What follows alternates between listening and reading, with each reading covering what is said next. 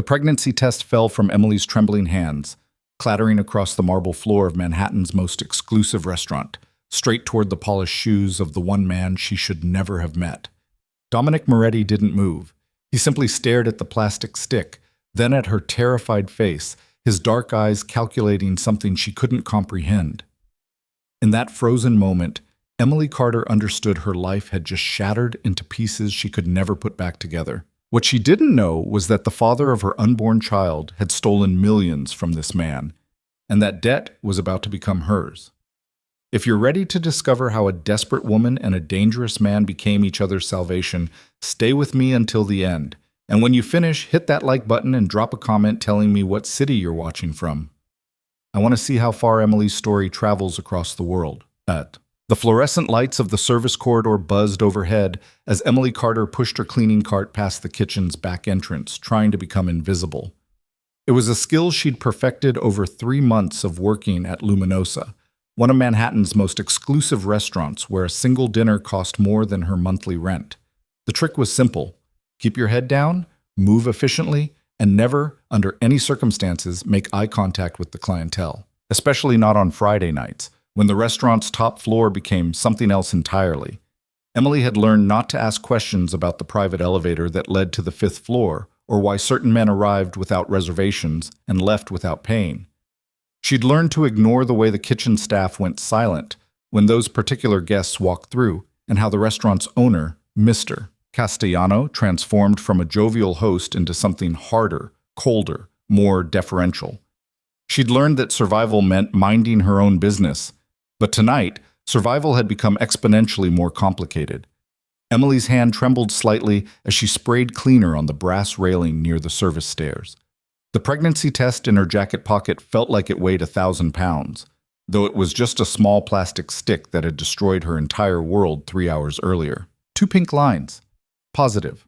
Unmistakable. She was pregnant with the child of a man who had vanished 6 weeks ago without a trace. Marcus. God. Even thinking his name made her stomach twist with a nauseating combination of longing and rage. Marcus Chen, with his easy smile and expensive watch, who'd swept into her life 4 months ago like a romantic dream. He'd waited for her after her shift, complimented her resilience, asked about her day like her answers actually mattered. For someone who'd spent 2 years cleaning up after people who never saw her face, the attention had been intoxicating. He'd taken her to dinner at places almost as nice as Luminosa. He'd listened when she talked about her dreams of going back to school, of becoming something more than invisible. He'd made her feel seen, valued, important. He'd also, apparently, been a liar and a thief. The first hint of trouble came 5 weeks ago when Marcus canceled their dinner plans, his voice tight with stress she'd never heard before. Something came up at work, he'd said. I'll explain everything tomorrow. Tomorrow never came. His phone went straight to voicemail.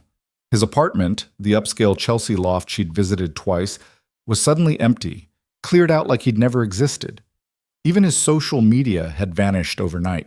Emily had spent a week convincing herself there must be some explanation, some emergency that had pulled him away. She'd spent another week crying herself to sleep, accepting the obvious truth. She'd been used and discarded by someone who'd never cared about her at all. And now she was carrying his child. Emily leaned against the wall, fighting down a wave of nausea that had nothing to do with morning sickness and everything to do with pure terror. She had $847 in her bank account. Her rent was $1,200 a month for a studio apartment in Washington Heights that was basically a converted closet. She had no family. Her mother had died 3 years ago, and her father had never been in the picture. No close friends, just work acquaintances who barely knew her name. How was she supposed to raise a baby? The sound of voices from the main dining room pulled her back to the present. She needed to finish the 5th floor before her shift ended at midnight. Mr. Castellano had been explicit. The private dining rooms had to be spotless before morning, no exceptions.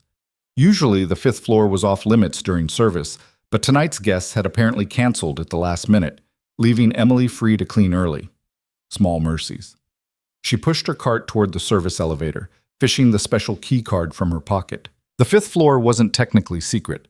The restaurant's website mentioned exclusive private dining experiences. But everyone who worked at Luminosa understood It was something more, something you didn't talk about, something that kept the restaurant profitable even when normal business was slow. The elevator doors slid open with a soft chime. Emily wheeled her cart inside, swiped the card, and pressed the button for the 5th floor. As the elevator rose, she pulled out her phone and opened her banking app for the 100th time that day, as if the numbers might have magically changed. They hadn't. The elevator chimed again, and the doors opened onto a different world. Where the main restaurant was all warm lighting and rustic Italian charm, the 5th floor was pure modern luxury. Dark hardwood floors, walls covered in expensive art, floor-to-ceiling windows offering a stunning view of Manhattan's glittering skyline. 3 private dining rooms opened off the main corridor, each designed for intimate gatherings where privacy was paramount and money was no object. Emily had cleaned this floor dozens of times, but it never stopped feeling surreal. This was a world so far removed from her own life that it might as well have existed on another planet. She started with the corridor, dusting the art frames and polishing the already spotless floors. Her mind wandered as she worked, spinning through impossible calculations. Maybe she could pick up another job. Maybe she could find cheaper housing. Maybe... The sound of the elevator stopped her mid-thought. Emily froze, her heart suddenly hammering. The 5th floor was supposed to be empty. The cancellation had been confirmed. She glanced at her watch, 10:47 p.m. No reservations were scheduled this late, especially not on a night that had already been cleared. The elevator doors opened. A man stepped out, and Emily's breath caught in her throat. She'd seen important people before. Celebrities, politicians, business moguls who treated Luminosa like their private dining room. But this man was different. He carried himself with an authority that went beyond wealth or fame, a presence that seemed to pull all the air from the corridor. He was tall, probably 6'2", with dark hair swept back from a face that could have been carved from marble. His suit was immaculate, clearly custom-made, and probably cost more than Emily made in 6 months. But it was his eyes that truly unsettled her. Dark, penetrating, impossibly alert. They swept the corridor in a single glance, cataloging everything, missing nothing, including her. For a moment that stretched into eternity, those eyes locked onto Emily with an intensity that made her want to disappear into the floor. She recognized him, not personally, but from whispered conversations in the kitchen, from the way the staff's voices dropped when he visited. Dominic Moretti. The man Mr. Castellano treated with a deference that bordered on fear. The man who arrived through private entrances and left through others. The man about whom absolutely no questions were asked. Emily's instinct screamed at her to look away, to become invisible like she'd been trained. But something in his gaze held her frozen, a rabbit caught in the stare of a wolf. "You're the cleaning girl." His voice was deep, measured, with an accent that suggested Italian heritage softened by years in New York. It wasn't a question, but Emily nodded anyway, not trusting her voice. "The floor is supposed to be empty tonight." Still not a question. A statement of fact, delivered with the absolute certainty of a man accustomed to reality, conforming to his expectations. Emily's voice came out as a croak. She cleared her throat and tried again. "The reservation was canceled. Mr. Castellano asked me to clean before morning." Dominic Moretti studied her for another long moment, his expression unreadable. Then he glanced at his watch, a gesture so casual it was almost dismissive. "How long will you need?" 20 minutes? Maybe less? I can come back." "Finish now." He turned toward the middle dining room, clearly expecting his word to be law. Emily exhaled slowly, realizing she'd been holding her breath. Her hands were shaking as she returned to her cart, trying to work as quickly and quietly as possible. The smart thing would be to clean the rooms he wasn't using and get out fast. Don't linger. Don't attract attention. Don't... A phone rang, the sound sharp in the quiet corridor. Through the open door of the dining room, Emily heard Dominic answer. "Yes." A pause. "I'm aware. We'll discuss it tomorrow." Another pause, longer this time. When he spoke again, his voice had dropped to a tone that made Emily's skin prickle with instinctive warning. "Find him. I don't care where he's hiding. Find him, and make it clear what happens to people who steal from me." The call ended. Emily's hands had gone completely still. She forced them to move, to continue polishing the picture frame in front of her, but her mind was racing. Who was Dominic Moretti looking for? And what would happen when they were found? She was almost finished with the corridor when her jacket pocket buzzed. Emily jumped, nearly dropping her polishing cloth. She pulled out her phone with trembling fingers and saw a text from Sarah, one of the other cleaners. "Hey, you still here? Want to grab coffee after shift?" Emily started to type a response, but her fingers were clumsy with nerves. The phone slipped from her hand, tumbling through the air in what felt like slow motion. It hit the floor with a crack, and the pregnancy test flew out of her jacket pocket, skittering across the polished hardwood to land directly in front of the dining room door. Time stopped. Emily stared at the small white stick lying on the dark floor, the two pink lines clearly visible even from several feet away. Her brain screamed at her to move, to grab it, to hide it before too late. Dominic Moretti appeared in the doorway, his attention drawn by the noise. His gaze dropped to the pregnancy test at his feet. For 3 heartbeats, nobody moved. Then he bent down and picked it up. Emily wanted to run. Every instinct told her to abandon her cart, sprint to the elevator, and never come back. But her legs refused to cooperate, leaving her frozen in place as Dominic examined the test with the same careful attention he might give to a business contract. When he looked up at her, his expression was unreadable. "Yours?" The word came out barely above a whisper. "Yes." "The father?" His tone was conversational, almost casual, but Emily heard something beneath it, something sharp and dangerous. He's gone." The words tumbled out before she could stop them. "He left weeks ago. I haven't heard from him. I don't know where." "His name?" It wasn't a request. Emily's mouth went dry. Every survival instinct she possessed told her that lying to this man would be a catastrophic mistake. But telling the truth felt equally dangerous, like stepping off a cliff into darkness. "Marcus?" she whispered. "Marcus Chen." The change in Dominic's expression was subtle, just a slight narrowing of his eyes, a barely perceptible tightening of his jaw. But the temperature in the corridor seemed to drop 10 degrees.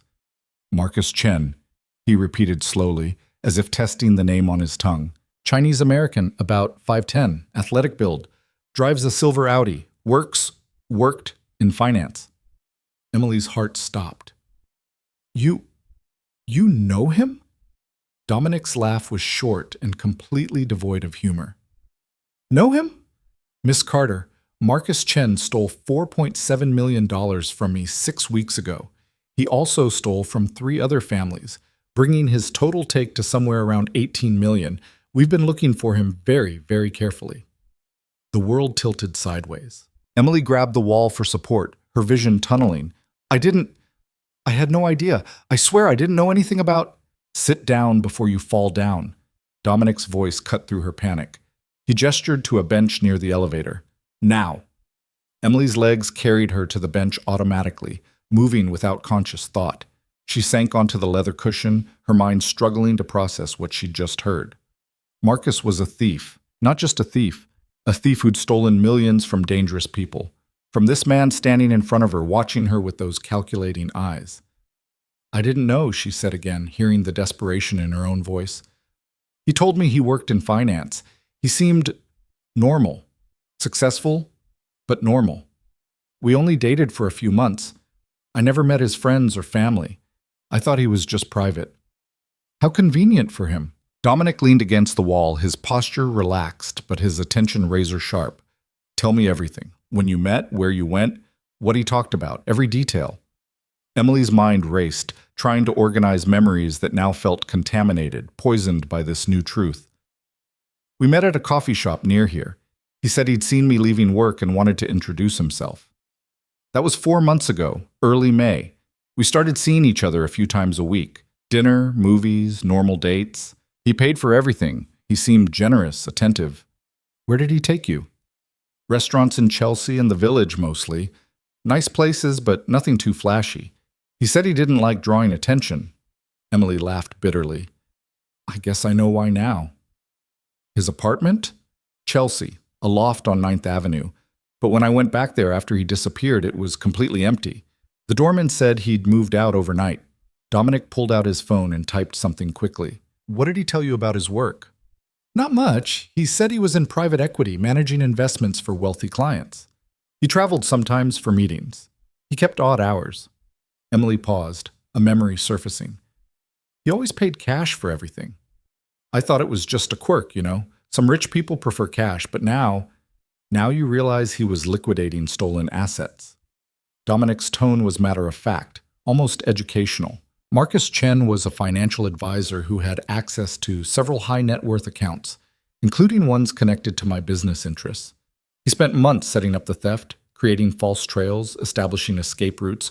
When he finally moved, he cleaned out everything in a single night and vanished. Emily felt sick. So I was what? A cover story? A prop to make him look normal while he planned his escape? Possibly. Or possibly he was arrogant enough to think he could enjoy his last few months in New York before disappearing. Dominic studied her face. When did you last see him? 6 weeks ago. Early June. We were supposed to have dinner, but he canceled. Said something came up at work. That was the last time we spoke. The same night he executed the theft. Dominic's phone buzzed. He glanced at it, his expression darkening. And you haven't heard from him since? No calls, texts, emails? Nothing. I tried reaching out for a week, then gave up. Emily wrapped her arms around herself, suddenly cold. I thought he just got bored with me. I thought I was stupid for believing someone like him could actually care about someone like me. You were a civilian who got caught in the crossfire of something much larger. Dominic pocketed his phone. The question now is what to do about it. Fear spiked through Emily's chest. I told you. I didn't know anything about the money. I'm not involved. I'm just... You're carrying the child of a man who owes me and several other very dangerous people a significant amount of money. Dominic's voice was calm, almost gentle, which somehow made it more terrifying. In certain circles, Miss Carter, debt transfers to family, even unborn family. The corridor spun around Emily. You can't be serious. I'm nobody. I have nothing. I can barely afford rent. What could you possibly... It's not about what you have, it's about what you represent. Dominic moved closer, his presence overwhelming. The people Marcus stole from are not patient or forgiving. When they can't find him, they'll start looking for anyone connected to him. And when they discover he left behind a pregnant girlfriend... He didn't need to finish the sentence. Emily's hand moved instinctively to her stomach, a protective gesture she wasn't even aware of making. So what are you saying? That I'm in danger just for dating him? That my baby... She couldn't finish the thought. I'm saying that you have a very limited window to make some important decisions. Dominic crossed his arms, studying her like she was a complex problem requiring solution. Marcus Chen is dead, by the way. His body was found in a warehouse in Newark 3 days ago. We didn't kill him. The Kowalski family got to him first. Unfortunately, he'd already spent or hidden most of the money by then. The air left Emily's lungs in a rush. Dead. Marcus was dead. The father of her unborn child, the man she'd thought she might love, was dead. I can see you processing, Dominic continued, his tone almost clinical. You're thinking that if he's dead, the debt dies with him, that you can simply disappear back into your invisible life and hope nobody notices. Let me save you some time. That won't work. The Kowalskis know about you. So do the Venturas and the DeLucas. Word travels fast in our world, Miss Carter. By tomorrow morning, every family that lost money will know Marcus Chen had a girlfriend. Some will assume you know where the money is hidden. Others will want to use you as a message, a warning about what happens when you cross certain lines. Emily couldn't breathe. This wasn't happening. This couldn't be happening. She was a cleaner, a nobody, invisible to everyone who mattered. How had her life become entangled in something so impossibly dangerous? I don't understand why you're telling me this. Her voice sounded hollow, distant. If I'm going to be killed anyway, why explain it? Why not just...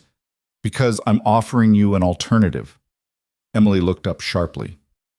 Dominic had moved to the window, his silhouette dark against the glittering Manhattan skyline.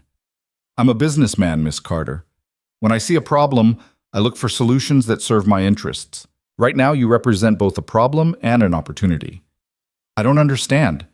Dominic turned to face her. The other families expect me to handle you. If I do nothing, they'll see it as weakness.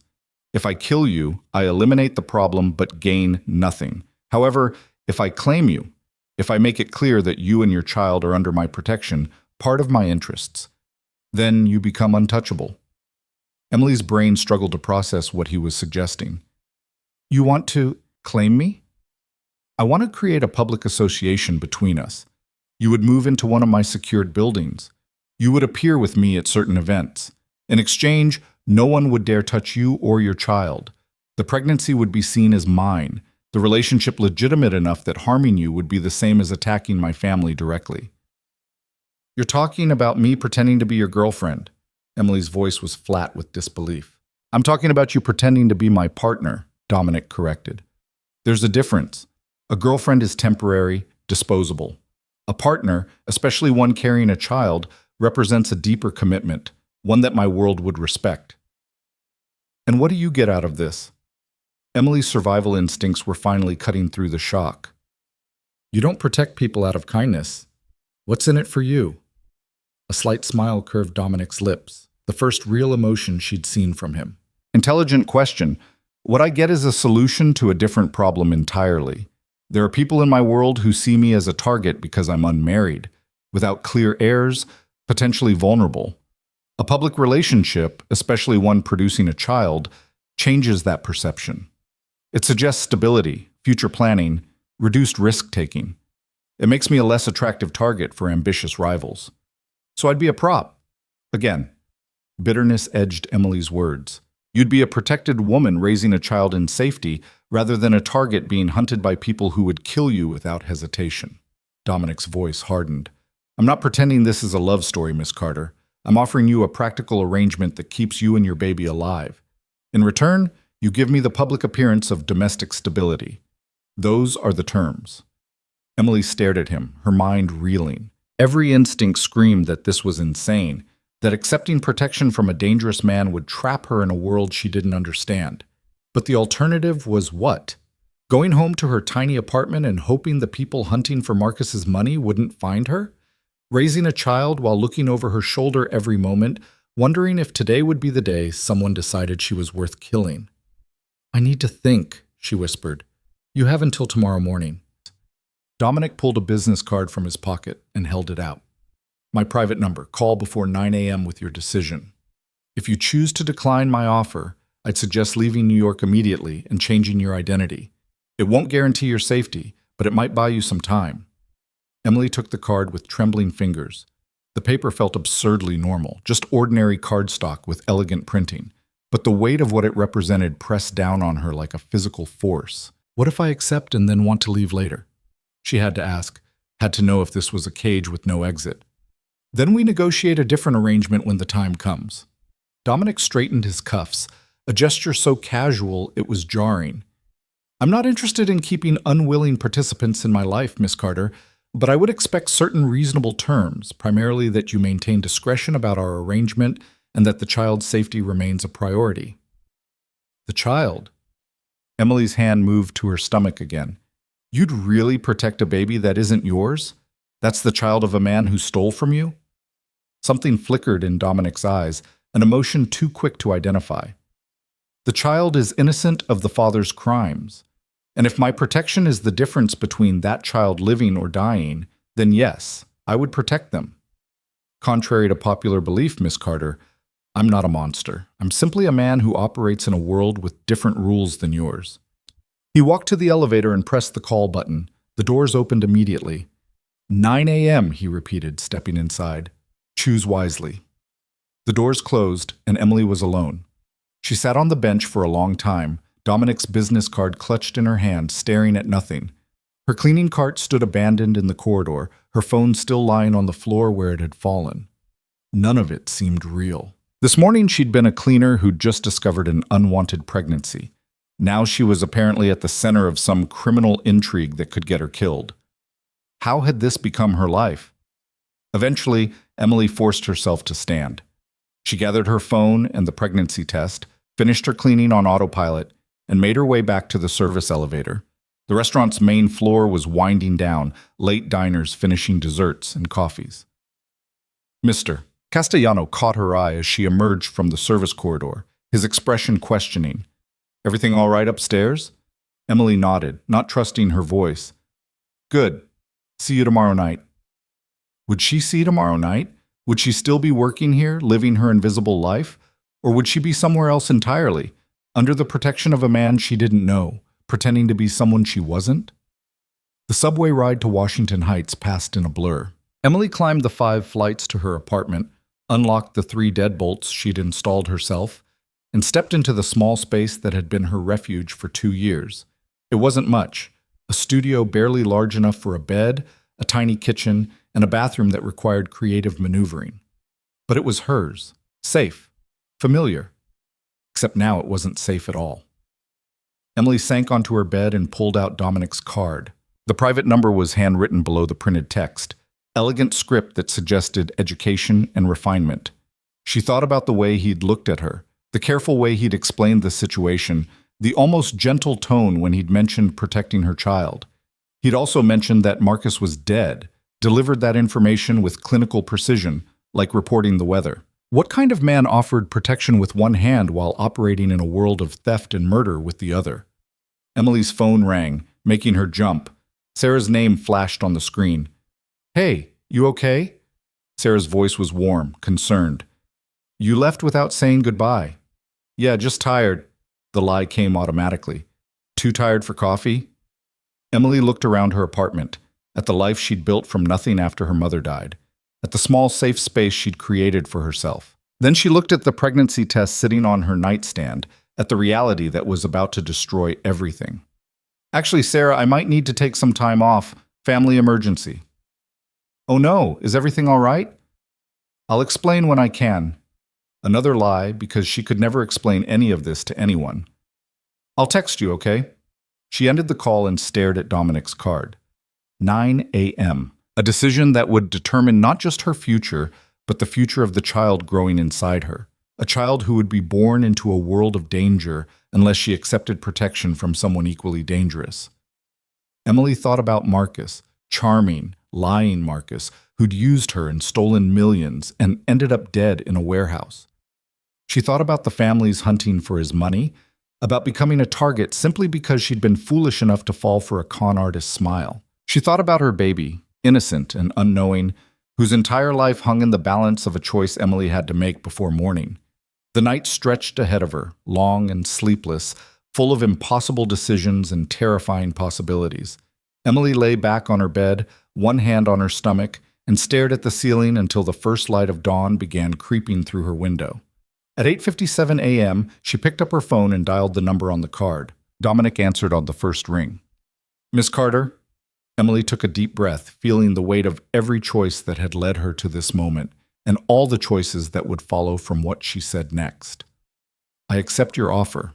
3 hours after that phone call, Emily stood in the lobby of a building she'd walked past 100 times without ever imagining she'd enter. The Meridian Tower rose 42 stories above Fifth Avenue, its glass and steel facade reflecting the autumn sunlight like a mirror. She'd always assumed it was corporate offices or luxury condos far beyond the reach of normal people. Now she understood it was both, and something else entirely. "Miss Carter." The doorman's voice was respectful but firm. "Mr. Moretti is expecting you. 38th floor." Emily nodded, her mouth too dry for speech. She'd left her apartment with a single suitcase containing everything that mattered: clothes, her mother's jewelry, the few photographs she'd kept. The rest, cheap furniture, kitchen supplies, books, could stay behind. Dominic had been clear on the phone: bring only what you need, leave no forwarding address, tell no one where you're going. Disappear from your old life completely. The elevator was empty, its walls covered in mirrors that reflected Emily's pale face from every angle. She looked terrified, and there was no hiding it. The numbers climbed steadily: 20, 25, 30, and with each floor her heart hammered harder. What was she doing? Agreeing to live with a stranger, to pretend to be his partner, to enter a world she didn't understand? Staying alive, she reminded herself, keeping her baby safe. The elevator chimed at 38, and the doors opened onto a private vestibule. Only one door stood before her, heavy mahogany, with a discreet security camera above it. Before Emily could decide whether to knock, the door swung open. A woman in her 50s stood in the doorway, her silver hair pulled back in an elegant bun, her expression professionally neutral. "Miss Carter, I'm Teresa Valdez, Mr. Moretti's housekeeper. Please come in." Emily stepped into an apartment that redefined her understanding of luxury. Floor-to-ceiling windows offered panoramic views of Manhattan, Central Park spreading green and vast to the north. The living room was expansive, yet somehow intimate, furnished with pieces that looked like they belonged in a museum. Art covered the walls. Real art, not prints. And everything from the hardwood floors to the recessed lighting spoke of wealth so profound it didn't need to announce itself. "Your room is this way." Teresa moved down a hallway with practiced efficiency. "Mr. Moretti asked me to get you settled. He'll return this evening." The bedroom Teresa showed her was larger than Emily's entire former apartment. A king bed dominated one wall, flanked by nightstands that probably cost more than her annual salary. French doors opened onto a small balcony. The attached bathroom featured marble surfaces and fixtures that gleamed like jewelry. "If you need anything, there's an intercom panel by the door." Teresa gestured to a small screen. "I'm usually here weekdays from 8 to 6. Mr. Moretti's security team is present around the clock, though you won't see them unless necessary." Emily set down her suitcase, feeling completely out of place. I'm not sure what I'm supposed to do." Teresa's expression softened slightly. "For today, settle in, unpack, rest. Mr. Moretti will explain everything when he arrives." She paused at the door. "For what it's worth, Miss Carter, Mr. Moretti doesn't make offers like this lightly. If he's extended his protection to you, he'll honor that commitment." After Teresa left, Emily sank onto the bed and stared at her hands. Less than 24 hours ago, her biggest worry had been how to afford prenatal care. Now she was living in a Fifth Avenue penthouse, under the protection of a man whose business involved stolen millions and bodies in warehouses. Her phone buzzed, a text from an unknown number. "Dinner at 7.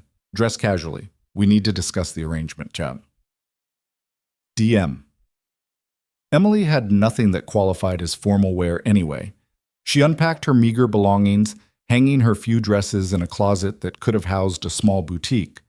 The bathroom came stocked with expensive toiletries, and she found herself standing under a rainfall shower that felt like a waterfall, wondering if this was what it felt like to sell your soul. Except Dominic hadn't asked for her soul. He'd asked for appearances, for a public facade that would benefit them both. It should have felt simple, transactional, clear-cut. So why did it feel like she'd stepped off a cliff into freefall? At 7 sharp, Emily emerged from her room wearing the nicest outfit she owned, a simple navy dress she'd bought for her mother's funeral. The apartment's main living area was now lit by the city's evening glow, Manhattan spreading out like a galaxy of lights. Dominic stood by the windows, still in the dark suit from last night, talking quietly on his phone. He noticed her immediately, ending his call with a curt, "Handle it," before turning to face her fully. "You came," he said, as if there'd been doubt. "You didn't think I would? I've learned not to assume anything about people's survival instincts." Dominic gestured to the dining table where 2 place settings had been arranged with food already served. "Sit. You need to eat." Emily's stomach had been in knots all day, but the smell of the food, roasted chicken, vegetables, fresh bread, suddenly made her ravenous. Pregnancy hunger, hitting at the worst possible moment. She sat, and Dominic took the seat across from her, his movements precise and controlled. For a moment they ate in silence, Emily hyper-aware of every sound, every gesture. Finally, Dominic set down his fork and studied her. "We need to establish ground rules," he said. "This arrangement works only if we're both clear about expectations." Emily's hand stilled on her water glass. "I'm listening." "First, your safety is paramount, which means you follow security protocols without question. You don't leave this building without notifying my team. You don't meet with anyone from your former life. You don't discuss our arrangement with anyone outside of people I explicitly approve." The cage was taking shape. Emily forced herself to breathe. "How long does this last?" "Until the child is born and the immediate threats have been neutralized. Minimum 6 months, potentially longer depending on circumstances." Dominic's voice remained even, businesslike. "Second, public appearances. There will be events, dinners, gatherings, where you'll need to appear at my side. You'll be introduced as my partner. Physical contact will be minimal, but occasionally necessary for appearance's sake. A hand on your back, standing close. That sort of thing. Nothing inappropriate." Emily's face heated. She hadn't even thought about the physical aspects of pretending to be someone's girlfriend. "And in private?" "In private, we maintain separate lives. Your room is yours. This is a business arrangement, Miss Carter, not a relationship.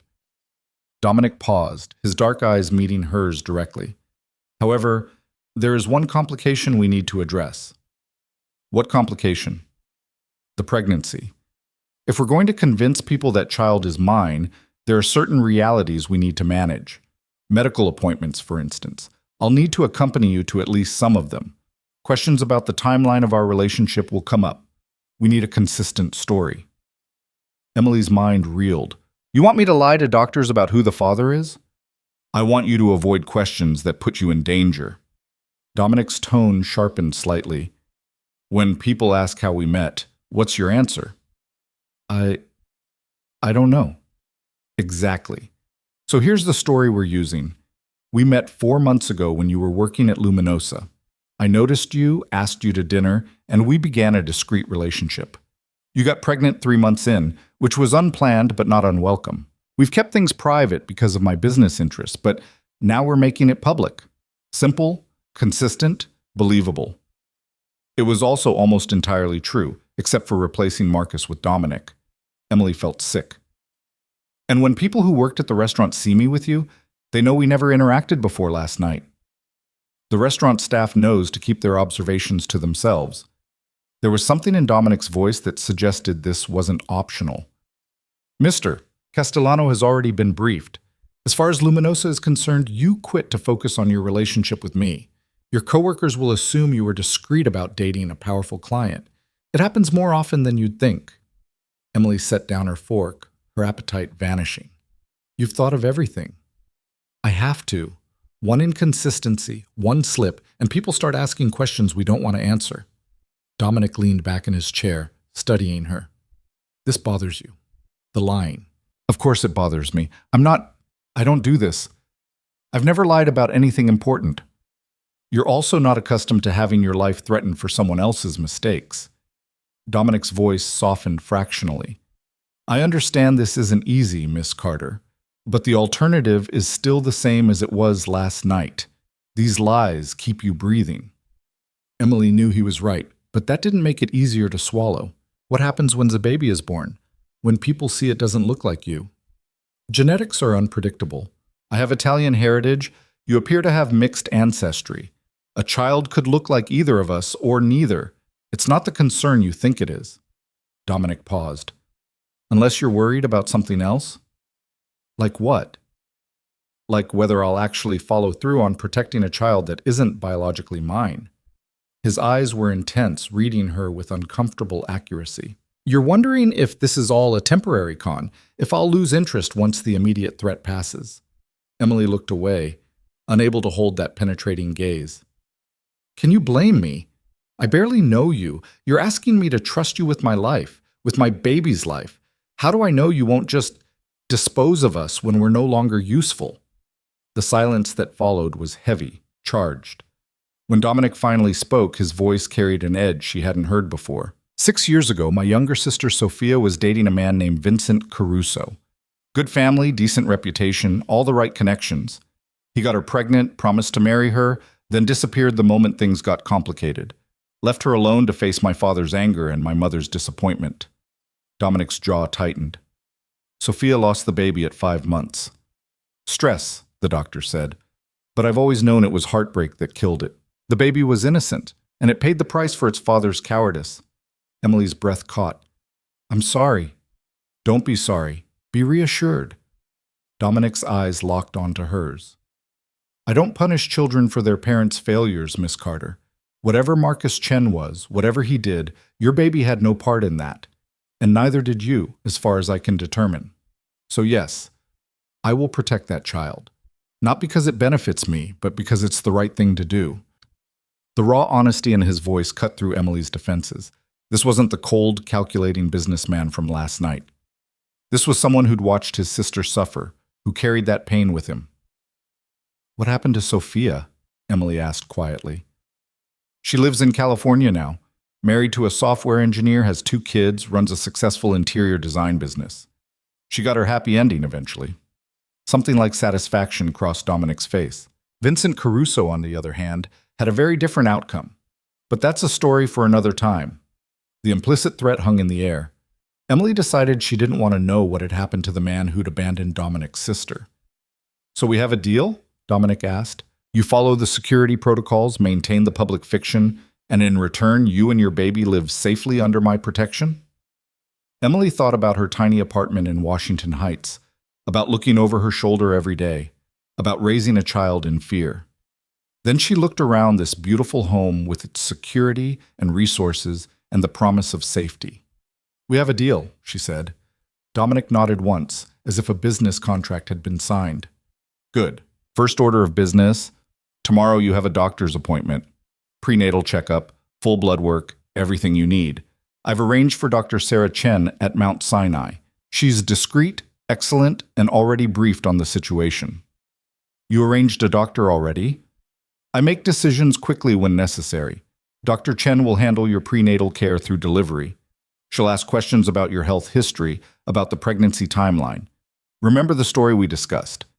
Emily's head was spinning. This is all happening so fast, because we don't have time for slow. The other families are already asking questions. Dominic's phone buzzed, and he glanced at it with a frown. "Speaking of which, there's something else you need to know. Tomorrow night, there's a gathering, private dinner, invitation only, hosted by the Venturas. They're one of the families Marcus stole from." Fear spiked through Emily's chest. "And you want me to go?" "I need you to go. This is where we make the relationship public, where we establish that you're under my protection. The Venturas will see you, word will spread, and the immediate threat level drops significantly." Dominic set down his phone. "I won't lie to you. It will be uncomfortable. These people will scrutinize you, ask pointed questions, test whether you're legitimate. But you'll be safe. I guarantee it." "Well, how can you guarantee that? If these people are dangerous, they're dangerous to those without protection. But you'll be at my side, marked as mine, which means touching you would be an act of war against me." Dominic's voice carried absolute certainty. "No one at that dinner will risk that. They may dislike the situation, may resent my claiming you, but they'll respect the boundaries it creates." Emily tried to imagine herself at a dinner surrounded by criminals, pretending to be the girlfriend of a man she'd met barely 24 hours ago. The absurdity of it threatened to overwhelm her. What do I wear? How do I act? What if I say the wrong thing? You wear something elegant but understated. Teresa can help you select something appropriate. You act like a woman who's in a relationship with me, attentive but not servile, present but not attention-seeking. And if you're uncertain about a question, you defer to me. Dominic stood, moving to the window. "These people will try to intimidate you. They'll make subtle threats disguised as pleasantries. They'll watch your reactions, looking for weakness. Don't give them anything." "I'm not good at hiding my emotions." "Then we practice." Dominic turned back to her. "Stand up." Emily rose on shaky legs, confused. "What are we—" "We're establishing familiarity." Dominic crossed to her in 3 strides, stopping close enough that Emily had to tilt her head back to meet his eyes. "Tomorrow night, we need to look like a couple who's comfortable with each other. That requires eliminating the fear response you currently have." Emily's heart was racing. "I'm not afraid of you." "You're terrified.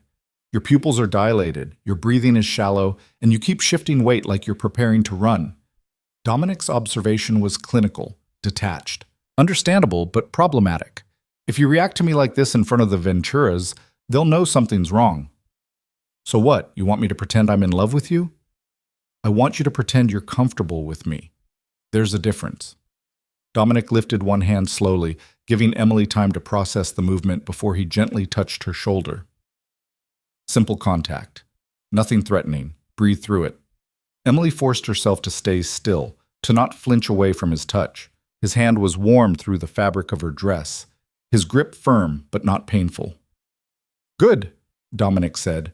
"Now, in public settings, I might put my hand on the small of your back, like this." His hand slid from her shoulder down to her lower back, the touch impersonal yet intimate in its familiarity. Emily's breathing hitched. This felt wrong, practicing fake intimacy with a stranger. But Dominic was right. If she couldn't handle simple touches without panicking, she'd never convince anyone they were actually together. "Relax," Dominic instructed. "You're rigid as a board. Remember, we've supposedly been together for 4 months. This should feel natural. Nothing about this feels natural. Then fake it better. His voice held a hint of amusement. Acting is a survival skill, Miss Carter. Learn it quickly. They practiced for another excruciating 20 minutes, standing close, walking together with Dominic's hand at her back, sitting side by side on the couch, with manufactured ease. Every touch felt foreign, every moment of closeness, an invasion of personal space Emily had carefully guarded her whole life. But gradually, incrementally, her panic began to recede. Dominic's touch remained professional throughout, his manner businesslike despite the intimacy of the practice. He was teaching her to survive, Emily realized. This wasn't seduction or manipulation, it was training. Better, Dominic finally said, stepping back. You're still tense, but it's manageable. We'll practice again tomorrow before the dinner. Emily sank onto the couch, exhausted in a way that had nothing to do with physical effort. How do you live like this? Constantly performing, constantly calculating every interaction. Practice. Necessity. Survival. Dominic's expression was unreadable. You'll adapt faster than you think. Humans are remarkably resilient when their lives depend on it. The rest of the evening passed in a blur of information. Dominic briefed her on the key players she'd meet tomorrow night. The Venturas, their allies, potential rivals. He explained the unspoken rules of their world. Never ask direct questions about business. Never appear too interested in private conversations. Always show respect, but never weakness. By the time Emily retreated to her bedroom at 11, her head was spinning with names, rules, and barely suppressed terror about what tomorrow would bring. She lay in the enormous bed, staring at the ceiling, trying to reconcile her new reality. Yesterday morning, she'd been invisible, anonymous, safe in her obscurity. Tonight, she was living in a luxury penthouse, preparing to enter a world of dangerous people who could kill her as easily as look at her, all because she'd fallen for the wrong man's lies. Emily's hand moved to her stomach, to the life growing inside her. I'm sorry, she whispered to the baby, who couldn't hear her. I'm sorry your father was a criminal, and your mother was naive enough to trust him. I'm sorry you're being born into this mess. But she wasn't sorry about choosing Dominic's protection. Whatever else he was, he'd been honest with her. He'd offered a clear deal and followed through on every promise so far. Marcus had lied with every breath. Dominic might be dangerous, but at least she knew exactly where she stood. Small mercies, Emily thought, then laughed bitterly at the phrase. Her life had become a place where protection from a mafia boss counted as a small mercy. Sleep came eventually, fitful and full of anxious dreams. Emily woke at dawn to find a message on her phone from Dominic. Doctor appointment at 10 a.m. Car will be ready at 9:30. Dress comfortably. DM, the doctor's appointment was surreal in its own way. Dr. Chen was professional and warm, asking questions about Emily's medical history while carefully avoiding anything that might touch on the complicated situation. The ultrasound showed a tiny form, barely recognizable as human yet, with a heartbeat that fluttered strong and steady. About 8 weeks along, Dr. Chen confirmed. Everything looks healthy. Normal development, no concerns so far. Dominic sat in the corner throughout the appointment, his presence somehow both intrusive and reassuring. When the heartbeat filled the room, Emily saw something flicker across his face, an emotion too quick to name, but unmistakably real. Afterward, in the car heading back to the apartment, Dominic was quiet. Finally, he said, 8 weeks. That timing works with our story. Is that all you think about? Emily couldn't keep the bitterness from her voice. How everything fits the narrative? Yes, because that narrative keeps you safe. Dominic turned to look at her. But for what it's worth, congratulations. The baby is healthy. That matters. Something in his tone made Emily's anger deflate. He was trying, in his own controlled way, to be decent about an impossible situation. Thank you, she said quietly, for arranging the appointment. For everything. Dominic nodded, then returned his attention to his phone. The moment of connection already passed. The rest of the day was a flurry of preparation. Teresa helped Emily select a dress for the evening, a deep burgundy number that was elegant without being flashy, expensive without being ostentatious. A stylist appeared at 4 to handle Emily's hair and makeup, transforming her from invisible cleaner to polished partner with practiced efficiency. By 6:30, Emily barely recognized herself in the mirror. The woman staring back looked sophisticated, confident, like someone who belonged in Dominic Moretti's world. The illusion was almost perfect. Dominic appeared at 7 sharp, wearing a dark charcoal suit that probably cost more than Emily had made in her entire life. He studied her for a long moment, his expression unreadable. "You look appropriate," he said finally. Emily wasn't sure if that was a compliment or simple observation. "Thank you?" "The car is waiting. Remember everything we discussed. Stay close to me, follow my lead, and don't let anyone see you're afraid." Emily's stomach twisted with anxiety, but she nodded. "I'm ready." She wasn't ready, not even close. But as Dominic offered his arm and she took it, feeling the solid strength of him beside her, Emily realized that ready or not, her new life was beginning now. The elevator descended toward the lobby, carrying her toward a gathering of dangerous people who had every reason to want her dead. And beside her stood the man who'd promised to keep her alive, whether she trusted him or not. The car glided through Manhattan's evening traffic with the smooth inevitability of money and power. Emily sat rigidly beside Dominic in the back seat of the black Mercedes, watching the city lights blur past while her heart hammered against her ribs. Her hand kept moving to smooth the burgundy dress, a nervous habit she couldn't seem to break. "Stop fidgeting," Dominic said quietly, not looking up from his phone. "You'll wrinkle the fabric." Emily forced her hands still, clenching them in her lap instead. "I don't know if I can do this." "You don't have a choice." His tone wasn't unkind, just matter of fact. "We're 5 minutes away. Use that time to get your fear under control." "How am I supposed to do that?" Dominic finally looked at her, his dark eyes assessing. "Remember what I told you about Sophia? About how she faced my father after Vincent left her?" He didn't wait for Emily's nod. She was terrified. But she walked into that room with her head up and her voice steady, because she understood something important. Showing fear to predators is an invitation to attack. These people tonight are predators, Miss Carter. They smell weakness the way sharks smell blood. That's not helping. It should, because you're not weak. Dominic's gaze was intense, penetrating. You survived losing your mother, built a life from nothing, worked jobs that would break most people's spirits, and when you discovered you were pregnant and alone, you didn't fall apart. You kept moving forward. That's strength. Remember it. Emily stared at him, startled by the observation. She'd never thought of her life that way. As strength. It had always just felt like survival, like doing what had to be done because the alternative was giving up. "Thank you," she whispered. The car turned onto a tree-lined street in the West Village, slowing before an elegant brownstone that looked like every other expensive residence on the block. Nothing marked it as special or dangerous, just old money and quiet power. "Final instructions," Dominic said as the driver opened the door. "You're my partner. We've been together 4 months. You're pregnant, which some people already know, so don't try to hide it. You're nervous about meeting this crowd, which is natural and expected. Use that. Let them see you're somewhat intimidated. It makes the relationship more believable.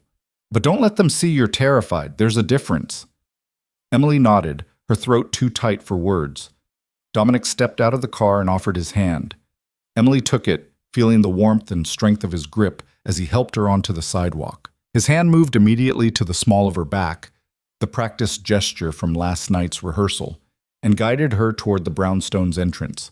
The door opened before they reached it, revealing a man in an impeccable suit who could have been a butler or a bodyguard, probably both. He nodded respectfully to Dominic. "Mr. Moretti, Mr. Ventura is expecting you." They stepped into a foyer that reeked of old wealth, crystal chandelier, marble floors, oil paintings that were probably originals. Voices drifted from a room to the left, the polished tones of people accustomed to being heard and obeyed. Emily's heart was in her throat. This was it. No turning back now. Dominic's hand pressed gently against her back, a subtle reminder to breathe, to stand tall. They moved together toward the voices, and Emily felt the exact moment when the room's attention shifted to them. The dining room was smaller than she'd expected, intimate almost, with a table set for 12. 8 people were already present, drinks in hand, conversations pausing as Dominic entered with Emily at his side. An older man, 60s, silver hair, sharp features, detached himself from a cluster near the fireplace, and approached with a smile that didn't reach his eyes. "Dominic, glad you could make it." His gaze slid to Emily, appraising her with uncomfortable thoroughness. "And this must be the young lady we've been hearing about." "Antonio." Dominic's voice was cordial, but carried an edge of warning. "This is Emily Carter. Emily, Antonio Ventura, our host."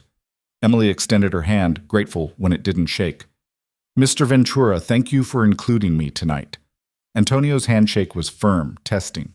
"Please, call me Antonio. Any friend of Dominic's is welcome here." The word friend was weighted with meaning Emily couldn't quite decipher. "Though I must say, Dominic, you've been remarkably quiet about your personal life. We had no idea you were seeing anyone." "I prefer to keep certain things private until they're serious."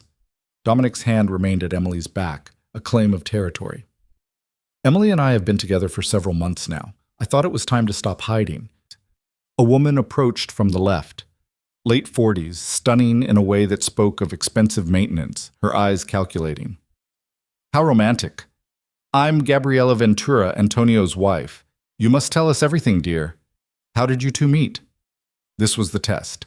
Emily could feel it in the way the room had gone subtly quieter, conversations dimming so people could listen without appearing to. "At Luminosa," Emily said, keeping her voice steady. "I was working there. Dominic noticed me after one of his dinners and asked me out. I thought he was crazy. I mean, why would someone like him be interested in someone like me? But he was persistent." "Persistent is one word for Dominic," Antonio said with a laugh that had edges. "Though I'm surprised our friend here fell for a restaurant worker. No offense intended, of course." "None taken." Emily felt Dominic's hand tighten fractionally on her back, a warning to be careful. "I'm not ashamed of working for a living, Mr. Ventura. Some of us weren't born with advantages."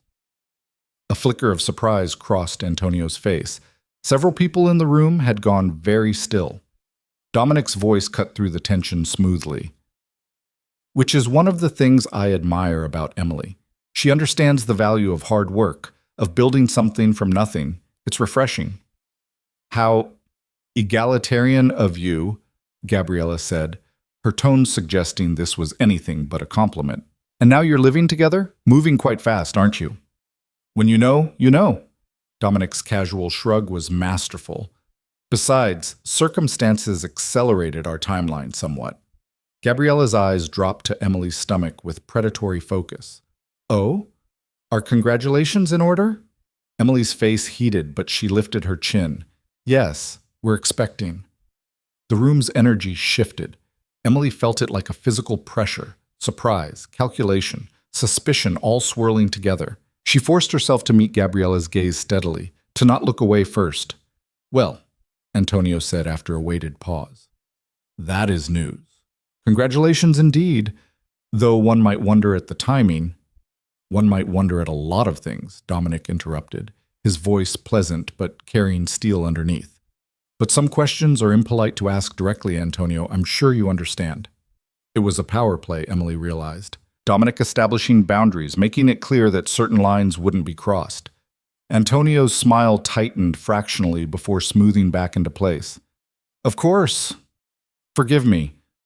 Old habits. I tend to be too direct sometimes." Antonio gestured toward the bar. "Dominic, join me for a drink? I'm sure the ladies can get acquainted." It was a dismissal, a separation of forces. Emily's pulse spiked with panic, but Dominic's hand squeezed her back once. Reassurance and instruction both. "Emily doesn't drink because of the pregnancy," Dominic said, "but I'm sure she'd appreciate some sparkling water. Gabriela, would you mind?" He was giving Emily to Gabriela deliberately, Emily realized, throwing her to the wolves but trusting she could handle it, or testing whether she could. "Of course." Gabriela's smile was all teeth. "Come, dear. Let me introduce you to the others." Dominic's hand left Emily's back, and suddenly she was alone in a room full of predators, being led toward a cluster of women who watched her approach with varying degrees of interest and hostility. "Ladies, this is Emily Carter, Dominic's new acquisition." Gabriela's word choice was deliberate. "Emily, this is Maria DeLuca, Sophia Kowalski, and Jennifer Chen." Emily's blood froze at the last name, Chen, like Marcus. Was this? No relation to your late boyfriend, dear, Gabriella said, reading Emily's expression with satisfaction. Though it is quite the coincidence, isn't it? Marcus Chen steals from all our families, runs off with millions, and then we discover Dominic Moretti has taken up with the thief's former girlfriend. All very tidy. The other women watched Emily like cats watching a mouse. Maria DeLuca, 40-ish, blonde, coldly beautiful, sipped her wine slowly. One has to wonder what Dominic sees in you. No offense, but you're not exactly his usual type. I wasn't aware he had a type, Emily said, fighting to keep her voice level. Oh, he's had a few relationships over the years. Sophia Kowalski leaned in conspiratorially, her Russian accent thick. Models, mostly. Actresses. Women who look good on his arm at events. You're rather plain by comparison. The insults were designed to provoke a reaction, Emily understood. To make her defensive, angry, vulnerable. She thought about what Dominic had said about showing weakness to predators. I suppose he got tired of beautiful women with nothing to offer beyond their looks, Emily said mildly. Some men eventually want substance over surface. Maria's eyes narrowed. Careful, dear. That sounds almost like you're calling us superficial. I wouldn't presume to know you well enough to judge. Emily accepted the sparkling water Gabriella thrust at her. I'm just saying that Dominic and I connected on a deeper level than physical attraction. He values different things than he used to. How convenient for you. Jennifer Chen finally spoke, her voice quiet but sharp. Tell me, Emily, when exactly did you discover you were pregnant? Before or after Marcus disappeared? The question was a trap. Emily could feel it. If she said before, it suggested she'd known Marcus was in trouble and stayed with him anyway. If she said after, it raised questions about why Dominic would take on another man's child. After, Emily said, meeting Jennifer's gaze directly. I found out about 2 weeks after Marcus vanished. I was alone, terrified, and had no idea what to do. That's when Dominic came into my life. How fortuitous, Gabriella murmured. Yes, Emily agreed. Extremely fortunate, because without him, I'd probably be dead right now, which I assume would please some people in this room. The bluntness of it shifted the dynamic. The women exchanged glances, recalculating. Sophia laughed, a genuine sound of surprise. She has spine. I didn't expect that. Neither did I, Maria admitted, studying Emily with new interest. You understand your situation, then? You know what Marcus did, who he stole from? I know he was a thief and a liar who used me as cover while he planned his escape. I know he stole from dangerous people, including Dominic. I know he's dead because of it. Emily's voice didn't waver. I also know I had nothing to do with any of it. I was just someone stupid enough to believe a charming man actually cared about me. And now you're with another dangerous man, Jennifer observed, trading one risk for another. No. Emily shook her head. Dominic's been honest with me from the beginning. He told me exactly what he was offering and what he expected in return. That's the difference. Marcus lied with every breath. Dominic at least respects me enough to tell me the truth. Gabriella's expression had shifted from hostile to speculative. You really believe he'll protect you? That this isn't just temporary until you're no longer useful? Emily thought about the way Dominic had spoken about his sister, about the child she'd lost, about the cold fury in his voice when he'd mentioned Vincent Caruso's fate. Yes, she said simply. I believe him. Then you're either remarkably naive or remarkably perceptive, Maria said. Time will tell which. Across the room, Emily could see Dominic in conversation with Antonio and two other men, their heads close together in discussion that looked casual but probably wasn't. He glanced over once, caught her eye, and something like approval flickered across his face before he returned his attention to the men. The dinner bell chimed, saving Emily from further interrogation. The group moved toward the table, and Emily found herself seated between Dominic and a man who introduced himself as Robert DeLuca, Maria's husband. Dominic's hand found hers under the table, squeezing once before releasing, acknowledgement that she'd survived the first test. The meal was elaborate, course after course of expensive food Emily barely tasted. Conversation flowed around her, discussing business and euphemisms and code she didn't understand. Real estate developments that were probably money laundering. Import-export businesses that likely moved things other than legal goods. investments that sounded legitimate but carried undertones of threat. Emily ate quietly, speaking when spoken to, trying to be invisible while sitting in plain view. It was a skill she'd honed over years of service work, the art of being present without being intrusive. "So, Emily," Robert said during the third course, his tone conversational, "what are your plans now? Surely you won't continue working at restaurants once the baby comes."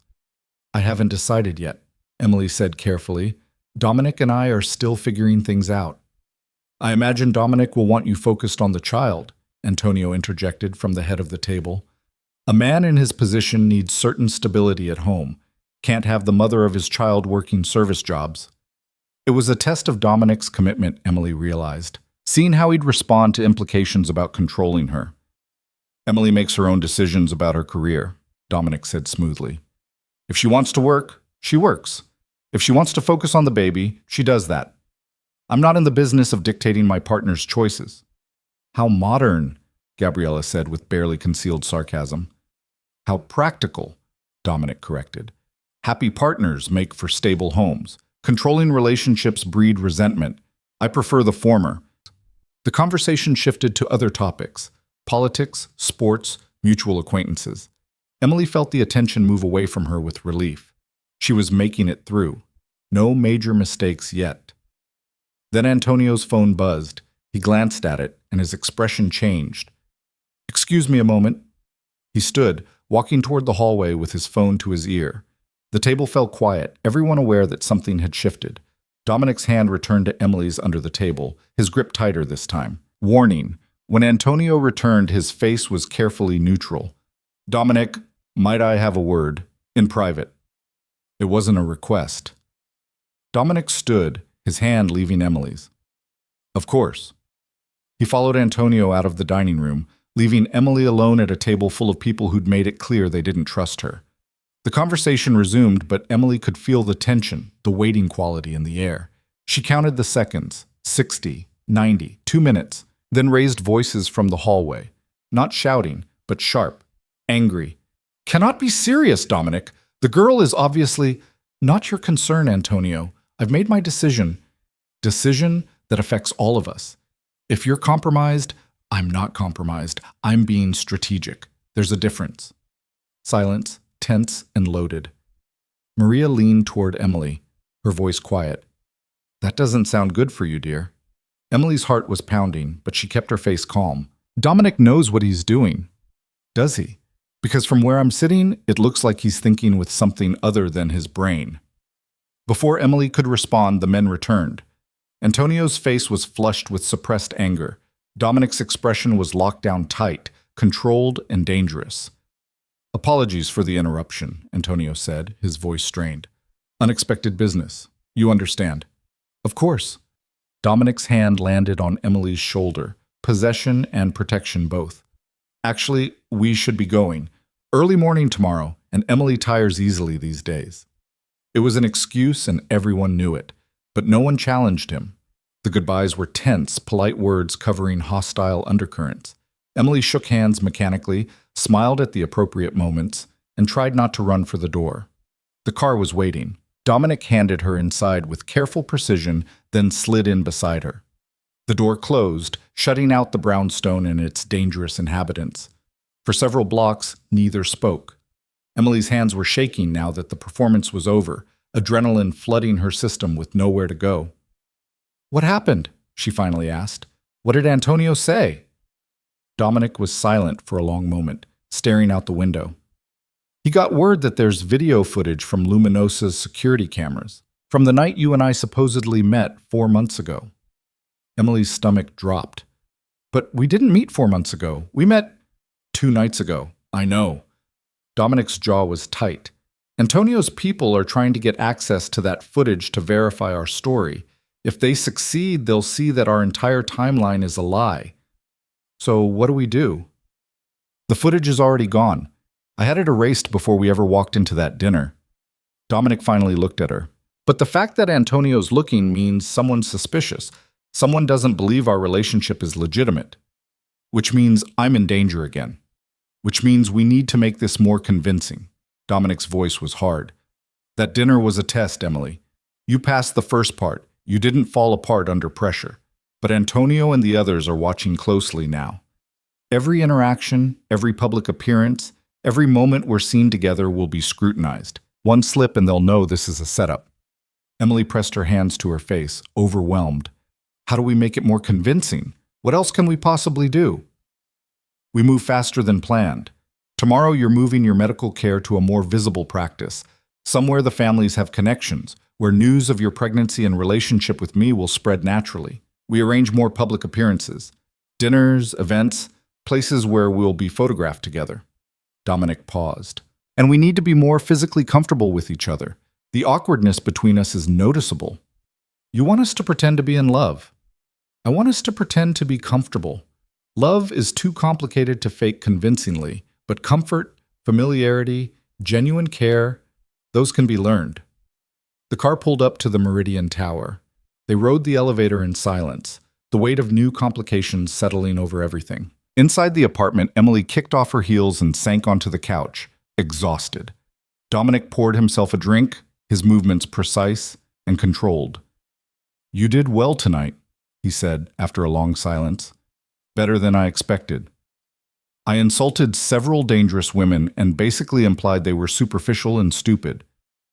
Yes, and they respected you for it. Dominic's lips curved slightly. In our world, false modesty and excessive politeness are seen as weakness. You stood your ground without being aggressive. You showed spine without being openly hostile. That's exactly the right balance. Emily wasn't sure whether to be pleased or horrified. I have no idea what I'm doing. None of us do, really. We just pretend better. Dominic sat in the chair across from her. But we have a problem beyond Antonio's suspicions. What now? There's been chatter. Other families discussing Marcus, the stolen money, whether it's all been recovered. Some people think he had help hiding it. Some think there's still millions out there somewhere. Dominic's eyes were serious, and some think you might know where it is. But I don't. I didn't even know he was a thief until you told me. I know. But perception matters more than truth in this world. If enough people believe you're hiding Marcus's money, they'll come after you to get it. Emily felt the walls closing in. So what do I do? How do I prove I don't have something I never had? You don't prove it. You make yourself too valuable to risk. Dominic leaned forward, which brings me to what I need to tell you about tomorrow's phone call from Antonio. There's more? He made me an offer, a way to prove your loyalty and innocence. Dominic's voice was carefully neutral. He suggested that if you really didn't know about Marcus's crimes, you'd be willing to help locate the missing money, to cooperate with their investigation. Emily's blood ran cold. Help them? How? By letting them question you, by allowing them access to your belongings, your communications, anything that might contain clues about where Marcus hid his assets. Dominic's gaze was steady. It's a trap, Emily. Even if you tell them everything truthfully, they'll find ways to interpret your answers as suspicious. And if they don't find what they're looking for, some of them will assume you're hiding it. So I can't cooperate. You can't cooperate. Which means we have to give Antonio a different answer, one that makes it clear you're under my protection and therefore off limits for interrogation. Emily understood immediately. Which makes you look like you're protecting a guilty person. Exactly. It puts me in a difficult position politically. Some families will see it as weakness. Others will see it as suspicious. Dominic sipped his drink. But it's still the better option than letting them question you. Why are you doing this? The question burst out of Emily before she could stop it. Taking all these risks, making yourself look bad politically, dealing with all these complications, why not just let them have me? It would be easier for you. Dominic was silent for so long Emily thought he wouldn't answer. When he finally spoke, his voice was quiet, almost reflective. 6 years ago, I watched my sister fall apart because no one protected her when she needed it most. I watched her lose a child because the man who was supposed to stand beside her ran away instead. I swore then that I would never be that person, never turn my back on someone vulnerable just because protecting them was inconvenient. He met Emily's eyes. You're vulnerable through no fault of your own. Your baby is innocent. Walking away from that would make me the same kind of coward Vincent was. I won't be him. The raw honesty in his voice cut through all of Emily's defenses. This wasn't strategy or manipulation. This was personal conviction, principle forged in the pain of watching someone he loved suffer.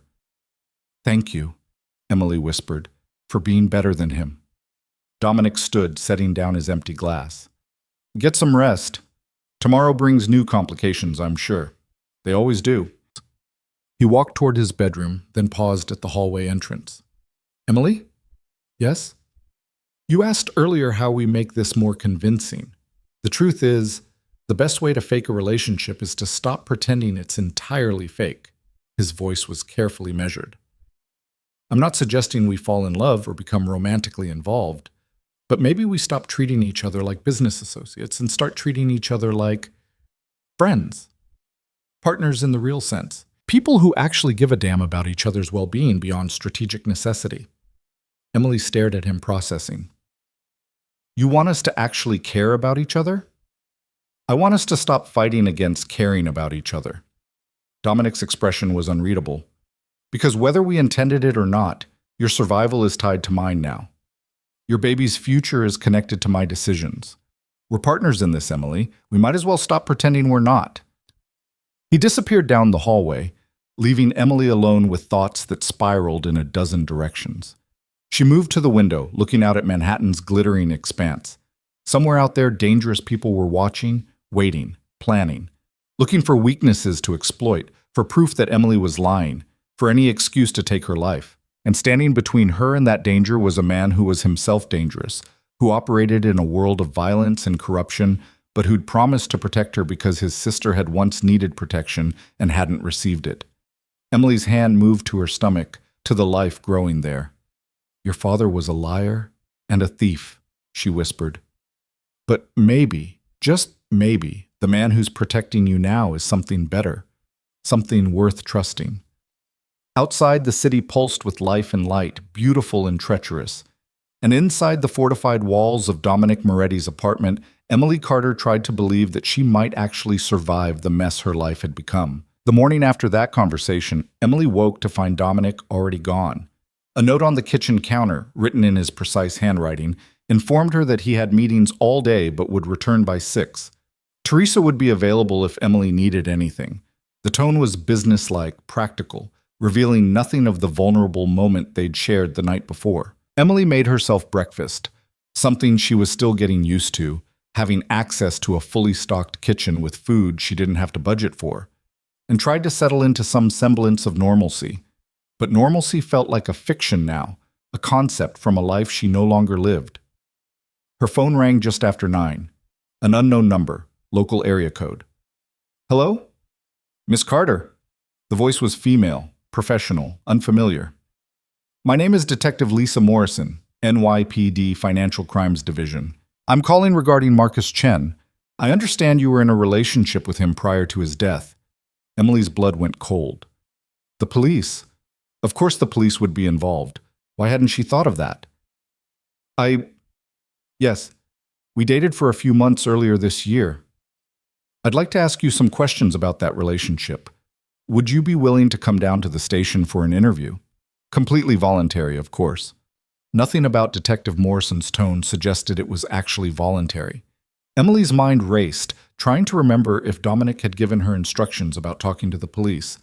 He'd mentioned other families, rival criminals, security protocols. But not this. "I need to check my schedule," Emily said, stalling. "Can I call you back?" "Of course. But sooner would be better than later, Miss Carter. We're trying to close several open cases related to Mr. Chen's activities. I'm sure you want to help bring justice for his victims." The guilt trip was obvious but effective. Emily promised to call back within the hour and immediately dialed Dominic's number. He answered on the second ring, his voice tight. "What's wrong?" "The police just called. They want to interview me about Marcus." Silence. Then, "Don't agree to anything. What exactly did they say?" Emily repeated the conversation as precisely as she could remember. Dominic's breathing was controlled, thinking. "This is Antonio's doing," he said finally. "He's got someone in the department pushing this, trying to pressure you into talking. If you go in for questioning, anything you say can be twisted, used against you, or leaked back to the families." "So what do I tell them?" "Tell them you need to consult with an attorney before agreeing to any interview. I'm sending someone to the apartment within the hour, Marcus Bellamy, one of the best criminal defense lawyers in New York. He'll handle communication with the police from now on. Emily's hands were shaking. This is really happening. I'm going to need a criminal defense attorney. You're going to have one whether you need him or not. Better to be overprepared than vulnerable. Dominic's voice softened fractionally. Emily, listen to me. This is a pressure tactic. They're trying to scare you into cooperating. Don't let them. Marcus Bellamy will make sure your rights are protected. After the call ended, Emily sat staring at her phone, the weight of her new reality crushing down. She wasn't just hiding from criminals anymore. Now the law itself was circling, looking for someone to blame for Marcus's crimes. The attorney arrived at 10:30, a distinguished man in his 50s with silver hair and shrewd eyes that missed nothing. He listened to Emily's story without interruption, taking notes in a leather portfolio. Simple situation, he said when she finished. You dated a man who turned out to be a criminal. You had no knowledge of his activities. You've cooperated with law enforcement to the extent that you can, but you have nothing relevant to contribute to their investigation. I'll communicate that to Detective Morrison and shut down any further attempts to interview you. Just like that? Just like that. Bellamy's smile was thin.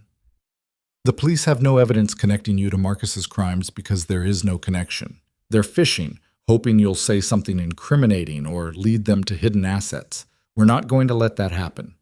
He made the call to Detective Morrison right there in Dominic's living room, his tone perfectly calibrated between cooperative and firm. Emily listened to him expertly deflect every question, every request, every subtle pressure tactic. Within 15 minutes, it was done. She'll try again, Bellamy warned as he packed up his portfolio. Different angles, different approaches, but she can't compel you to speak without evidence of wrongdoing, which she doesn't have. Just refer all communication to me and don't engage directly. After he left, Emily felt simultaneously relieved and more trapped. Another wall had gone up around her life. Another layer of protection that was also a barrier to the normal world. Teresa appeared around lunchtime with groceries and news that Dominic had arranged for Emily to attend a charity gala on Friday night. A gala? Emily's voice came out higher than intended. I don't know how to attend a gala. You'll learn. Teresa's tone was matter-of-fact. Mr. Moretti is making a significant donation to the Children's Hospital Foundation. You'll be photographed together, your relationship will be documented in society pages, and people will see you as a legitimate couple supporting legitimate causes. More theater. Everything is theater, dear. The question is whether you're performing or being performed upon. Teresa set down a bag of fresh vegetables. For what it's worth, I've worked for Mr. Moretti for 8 years. I've seen him with other women, socialites, models, women who saw him as a prize to be won. He never looked at any of them the way he looks at you. Emily's heart did something complicated. How does he look at me? Like you're a person, not an accessory. Like your thoughts matter beyond how they reflect on him. Teresa began unpacking groceries with efficient movements. It's different. Whether that's good or bad, time will tell. The rest of the day passed in strange suspension. Emily tried to read, to watch television, to do anything that felt normal, but everything was filtered through the lens of her new reality. Even simple tasks carried weight now. What she wore mattered because she might be photographed. Where she went mattered because she might be followed. Who she spoke to mattered because anyone could be an informant or a threat. Dominic returned at 6:30, looking exhausted in a way Emily hadn't seen before. Lines of tension bracketed his mouth, and his usually precise movements were slightly off, weighted with stress. Rough day? Emily asked as he poured himself a drink. Antonio is pushing back on several business arrangements because of our situation. He's using your presence as leverage, trying to renegotiate terms that were already settled. Dominic downed half his whiskey in one swallow.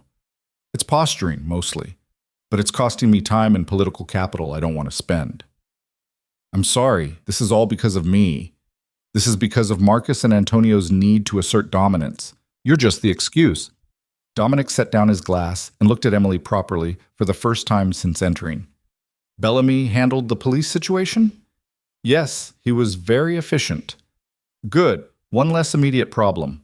Dominic loosened his tie, a gesture that felt oddly intimate in its casualness. We need to talk about Friday's gala. They discussed logistics over dinner. what Emily would wear, how they'd arrive, who would be present, what questions to expect. It was another lesson in performance, in creating the illusion of a relationship that looked effortless to outside observers. "You'll meet my mother that night," Dominic said, and Emily nearly choked on her water. "Your mother? I didn't know she was in New York." "She lives in Westchester, keeps her distance from my business affairs, but maintains appearances at major social events." Dominic's expression was carefully neutral. "She'll have questions about you, pointed ones. What does she know about our arrangement?" "Nothing. As far as my mother is concerned, you're my girlfriend. The relationship is genuine, and the pregnancy is mine." Dominic's voice was firm. "She can never know otherwise. My mother is many things, but discreet about family matters isn't one of them. If she suspected this was a setup, she'd say something to someone, and that information would spread." Emily felt the web of lies expanding, encompassing more people, more relationships. What's she like? Intelligent? Traditional? Very concerned with appearances and family reputation? Dominic hesitated. "She won't be cruel to you, but she won't make it easy either. She'll want to understand who you are, where you come from, whether you're worthy of the Moretti name." "I'm a former restaurant worker carrying another man's baby. I'm pretty sure I failed the worthy test. You're a woman who survived hardship with dignity, who works hard, who handles pressure better than people twice your age with 10 times your advantages." Dominic's intensity surprised her. "Don't sell yourself short, Emily. My mother will respect strength. Show her that." The days leading up to Friday passed in a blur of preparation. A stylist appeared to help Emily select a gown for the gala, a deep emerald dress that somehow made her look elegant despite her growing anxiety. Her pregnancy was barely showing yet, just a slight curve that could be attributed to the dress's cut, but Emily was hyper-aware of it constantly. Thursday night, she couldn't sleep. She lay in bed staring at the ceiling, her mind spinning through everything that could go wrong. Meeting Dominic's mother, facing more scrutiny from dangerous people, maintaining a fiction that felt increasingly complicated. Around 2 in the morning, she gave up on sleep and padded into the living room. The apartment was dark except for the city lights filtering through the windows, casting everything in shades of silver and shadow. She wasn't alone. Dominic sat in one of the chairs facing the windows, a glass of whiskey in his hand, still dressed in the suit pants and white shirt he'd worn to dinner. He looked up as Emily entered, unsurprised. "Can't sleep either?" His voice was quiet, suited to the late hour. "Too much in my head." Emily moved to the window, keeping a respectful distance. "Are you nervous about tomorrow?" "About introducing you to my mother? Surprisingly, yes." Dominic took a slow sip of his drink. "She's going to ask difficult questions. She'll want to know how serious this is, whether I'm planning to marry you, what happens after the baby is born. I'll deflect what I can, but she's perceptive. What if she sees through us? Then we deal with it." Dominic's voice carried a fatalistic edge. "But I don't think she will.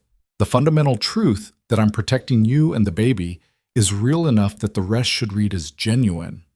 Emily turned to look at him, this complicated man who'd entered her life like a hurricane and somehow become its stabilizing force. "Can I ask you something personal?" "You can ask. I may not answer." "Why aren't you married already? You're successful, wealthy, from a good family. In your world, I'd think that would make you a prize." Dominic was quiet for a long moment, swirling the whiskey in his glass. "I've been engaged twice, both times to women my family approved of, women who came from the right background, understood the expectations, would make suitable wives for someone in my position." "What happened?"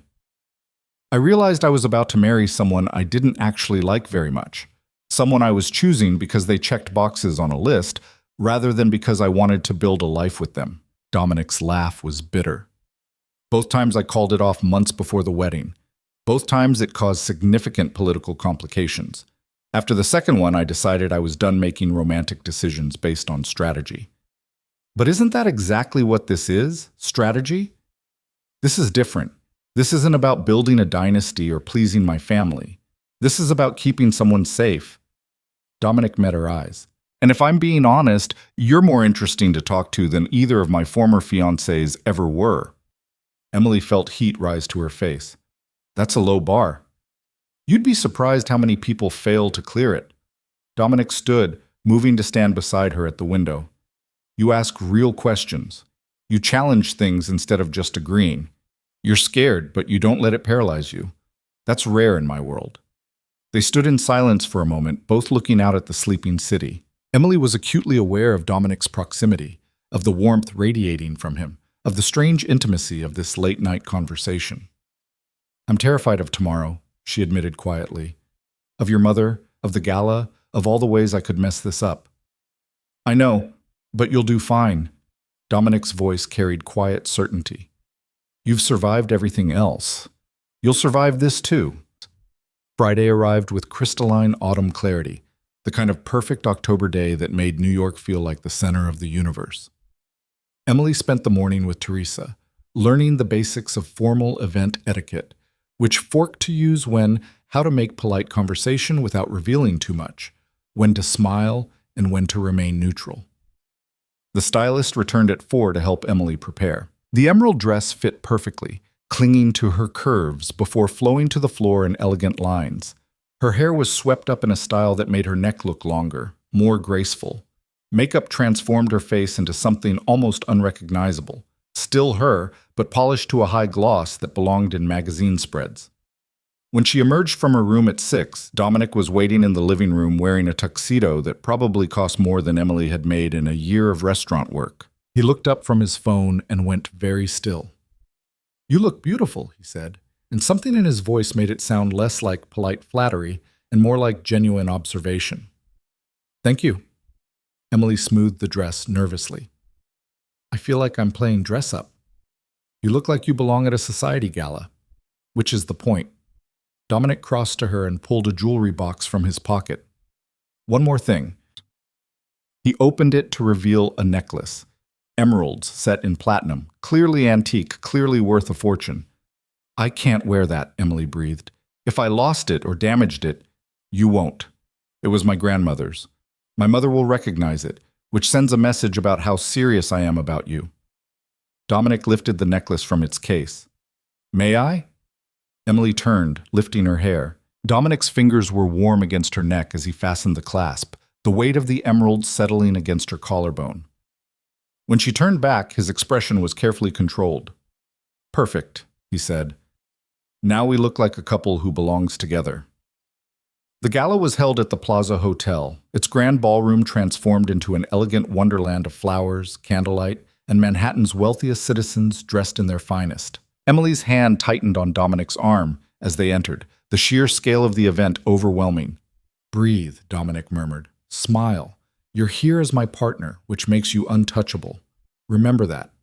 They moved through the crowd, Dominic stopping every few feet to greet someone, to exchange pleasantries, to accept congratulations on his generous donation.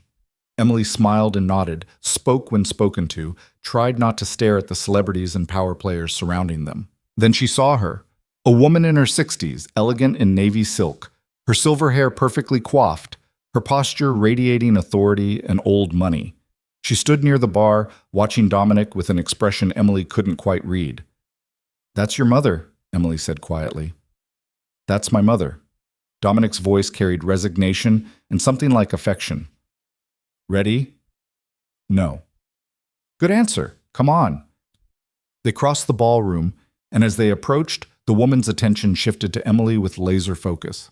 Up close, the family resemblance was unmistakable. The same dark eyes, the same sharp intelligence, the same air of command. "Dominic!" Her voice was cultured, refined, with just a hint of old Italian accent underneath. "You're late." "By 5 minutes, Mama." Hardly scandalous. Dominic bent to kiss her cheek. "I'd like you to meet someone. This is Emily Carter." "Emily, my mother, Isabella Moretti." Isabella's gaze swept over Emily in one comprehensive assessment, missing nothing. Not the emerald necklace, not the slight curve of Emily's stomach, not the nervous tension in her shoulders. "Miss Carter, Dominic has told me absolutely nothing about you, which naturally makes me very curious." Isabella's smile was polite but calculating. "How long have you two been seeing each other?" "About 4 months," Emily said, keeping her voice steady. "We met at a restaurant where I was working." "How interesting." The word was weighted. "And now you're here, wearing Nonna Giuliana's emeralds. My son moves quickly when he wants something." I'm learning that about him. Isabella's eyes narrowed slightly, reassessing. Walk with me, dear. Dominic, go make your speech to the donors. I'd like to get to know your young lady.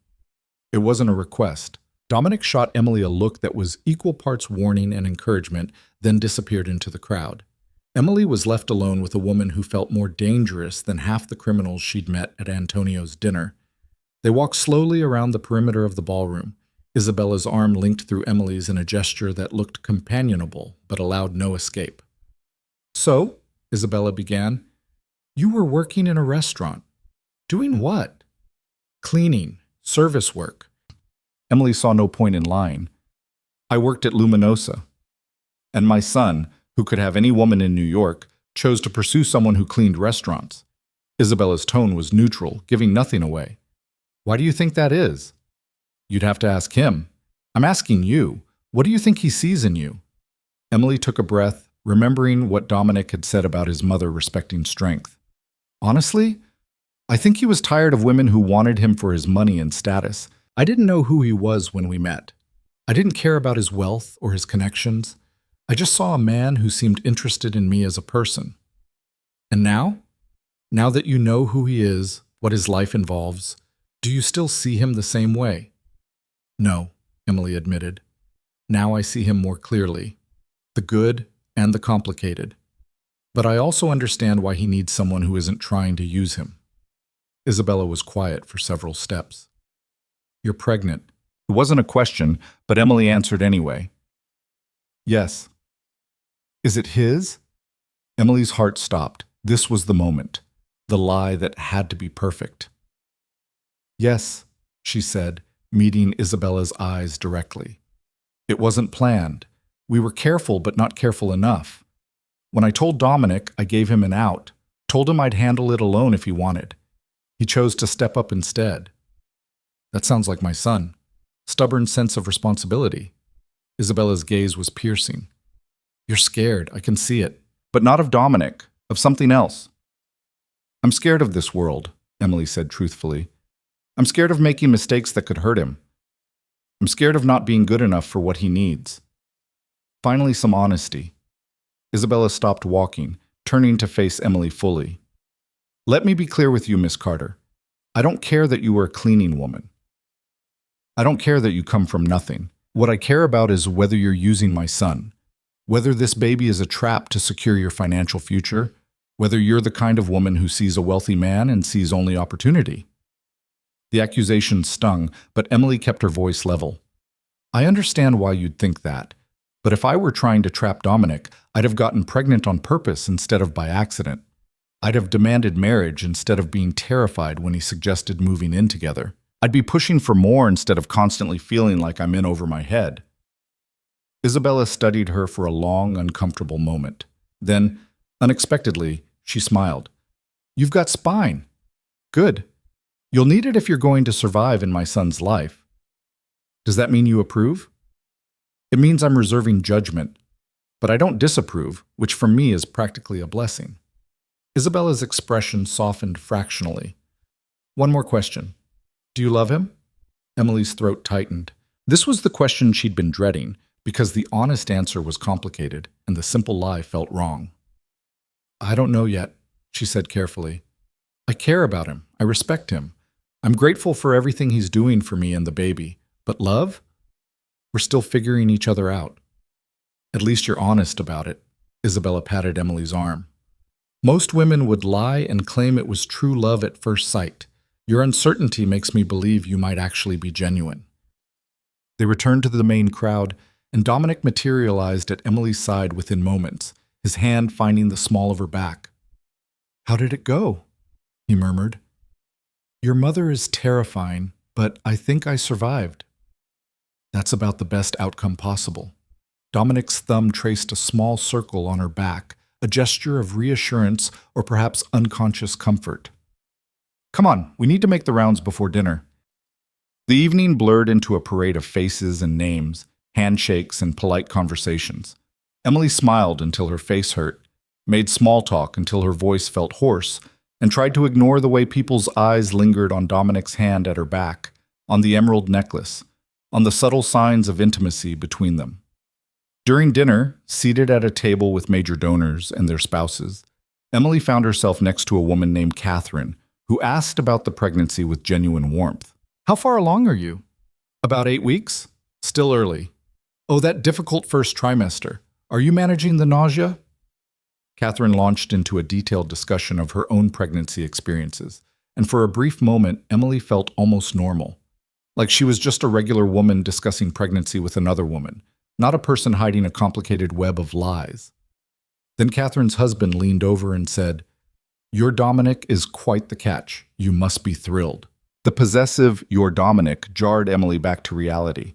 This wasn't normal. This was performance. Every moment, every interaction, carefully calibrated to maintain an illusion.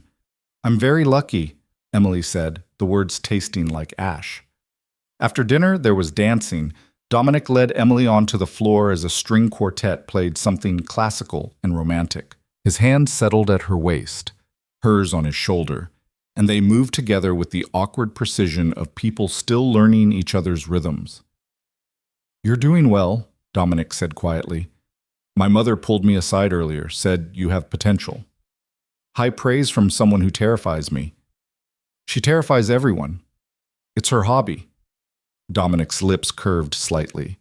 "But she also said you were honest with her. That means something." "I tried to be, as honest as I could be while maintaining the necessary lies.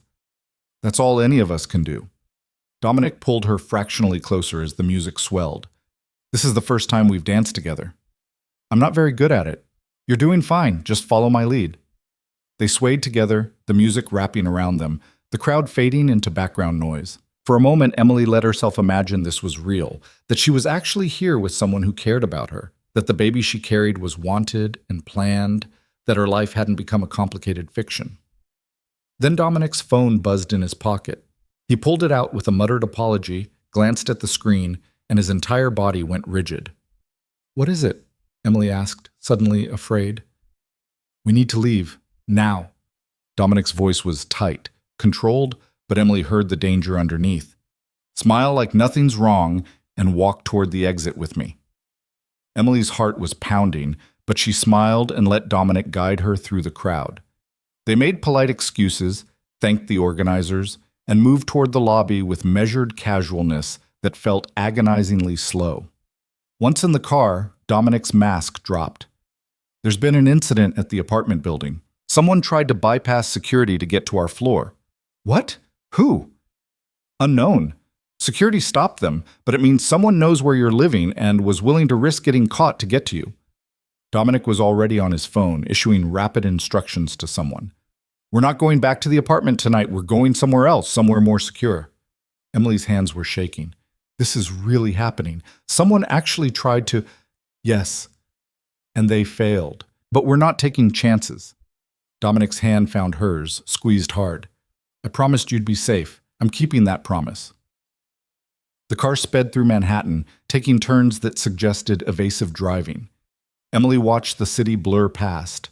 Her beautiful evening transformed into a nightmare in seconds. They ended up at a different building, this one in Brooklyn, its facade unremarkable and easily overlooked. Dominic led her inside, through security that was discreet but intense, up to a top-floor apartment that was smaller than the Fifth Avenue penthouse, but felt more like a fortress. "Safe house," Dominic explained as he checked every room. "Only a handful of people know about this place. We'll stay here until I figure out who tried to get to you and what they wanted." Emily sank onto the couch, still wearing the emerald dress and the antique necklace, feeling like she'd stepped out of a fairy tale into a war zone. Dominic poured them both water, then sat beside her, closer than he normally would. "I need to know you're okay."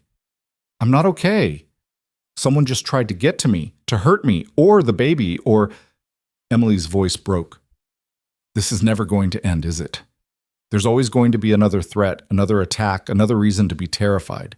"I don't know," Dominic said, and the honesty of it was almost worse than a comforting lie. "But I know I'm not going to let anyone hurt you. That means something."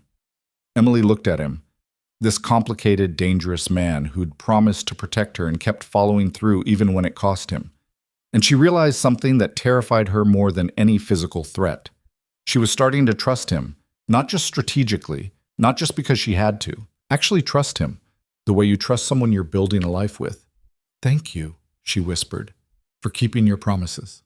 Dominic's hand covered hers, warm and solid. Always, he said, and Emily almost believed him. They stayed in the Brooklyn safe house for 3 days while Dominic's people investigated the security breach. Emily spent those days in a strange, suspended reality, watching Dominic transform from the controlled businessman she'd come to know into something harder, more dangerous. He was on the phone constantly, his voice dropping into tones that made Emily's skin prickle with instinctive warning. This was the man Antonio Ventura feared, she realized. This was the side of Dominic that operated in shadows and violence. On the second night, he came to her room after midnight, his expression grave. "We found out who tried to get to you," he said without preamble. "Victor Kowalski, Sophia's husband, from the dinner at Antonio's." Emily's blood ran cold. She remembered the Russian woman with the calculating eyes, the casual cruelty in her assessment. Why? Because the Kowalskis lost the most money when Marcus stole from them. Victor became convinced you know where the remaining assets are hidden. He thought if he could get to you alone, apply enough pressure, you'd tell him what he wanted to know. Dominic's jaw was tight. He was wrong about what you know, but right that you'd break under torture. The blunt honesty made Emily's stomach turn. What happens now? Now Victor learns what it costs to come after someone under my protection. Dominic's eyes were dark, dangerous. I'm calling a meeting. All the families who lost money to Marcus. We're ending this, Emily, one way or another. The meeting was set for the following evening at a neutral location, a private club in Midtown that apparently served as Switzerland for New York's criminal elite. Dominic insisted Emily attend, which terrified her until he explained his reasoning. They need to see you, need to understand that you're not hiding, not running, not guilty of anything except trusting the wrong man. We're going to put this to rest publicly, or it'll never end. Emily dressed in simple black, no jewelry except the emerald necklace Dominic insisted she wear. My grandmother's emeralds mark you as mine, he said. That matters in rooms like this. The club was elegant in an old-fashioned way, all dark wood and leather furniture, the kind of place where powerful men had made decisions that shaped the city for over a century. Emily's hand tightened on Dominic's arm as they entered a private room where 8 people waited. Antonio Ventura sat at the head of the table, his expression carefully neutral. Gabriella beside him, her eyes sharp with speculation. Victor Kowalski, a bull of a man with cold eyes, glared openly at Emily. Sophia sat next to him, her face impassive. The DeLucas, the Chens, and 2 other families Emily didn't recognize filled out the table. Dominic, Antonio said, you called this meeting. Explain. Dominic pulled out a chair for Emily before taking his own seat, his body language radiating controlled authority. 3 nights ago, Victor Kowalski attempted to breach my building's security to get to Emily. His intention, based on statements he made to my security team, was to interrogate her about Marcus Chen's hidden assets. She knows something, Victor growled, his accent thick. The whore was with him for months. She knows where he hid our money. Dominic's hand slammed down on the table with enough force to make everyone jump. Call her that again and we'll have a different kind of conversation, Victor. One you won't enjoy. The temperature in the room dropped 10 degrees. Victor's face flushed red, but he stayed silent. Emily had nothing to do with Marcus's crimes, Dominic continued, his voice ice cold. She was a civilian he used as cover while he planned his theft. She didn't know what he was doing, didn't benefit from it, and has no information about where any remaining assets might be. So you say. Maria DeLuca leaned forward. But how do we know that's true? Maybe she's playing you, Dominic. Maybe this whole relationship is her way of staying protected while she accesses the money. Because I've had her investigated by 3 different firms. Dominic pulled out a folder and slid it across the table. Bank records going back 5 years. Communication logs. Everything. There's no hidden money, no suspicious transactions, no evidence of any connection to Marcus's criminal activities beyond dating him. Antonio picked up the folder, scanning the contents. His eyebrows rose slightly. This is thorough. I don't make claims I can't back up. Dominic's voice was steel. Emily Carter is exactly who she appears to be. A woman who worked service jobs to survive, who trusted a liar, and who got pregnant before discovering the truth. She's not a criminal, she's a victim. A victim you've conveniently taken as your lover, Sophia observed. How touching. A victim I've chosen to protect because she's innocent, and because the child she's carrying didn't ask to be born into this mess. Dominic's gaze swept the table. Every person in this room knows what it's like to have family threatened, to watch innocent people get caught in situations they didn't create. Emily and her baby are those people, and I'm making it clear right now that anyone who threatens them threatens me. The weight of that statement settled over the room. This was the line Dominic was drawing, the declaration of war he was willing to make. You're asking us to let it go, Antonio said slowly.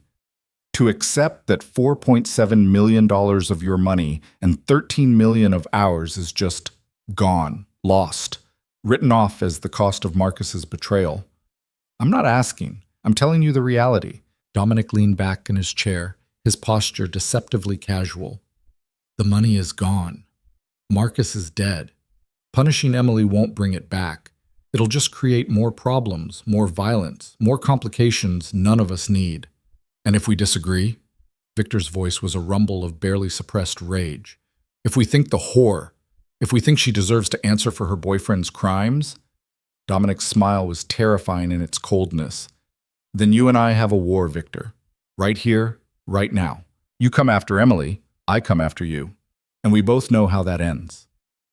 The room went silent. Everyone present understood what Dominic was offering. Peace, but only on his terms. Protection for Emily in exchange for letting go of the vendetta. Antonio broke the silence. You care about her. Actually care, not just strategically. I can see it. Emily's heart hammered. This was the moment where everything could fall apart, where the fiction they'd built could crumble. Awesome. Yes, then, Dominic said simply.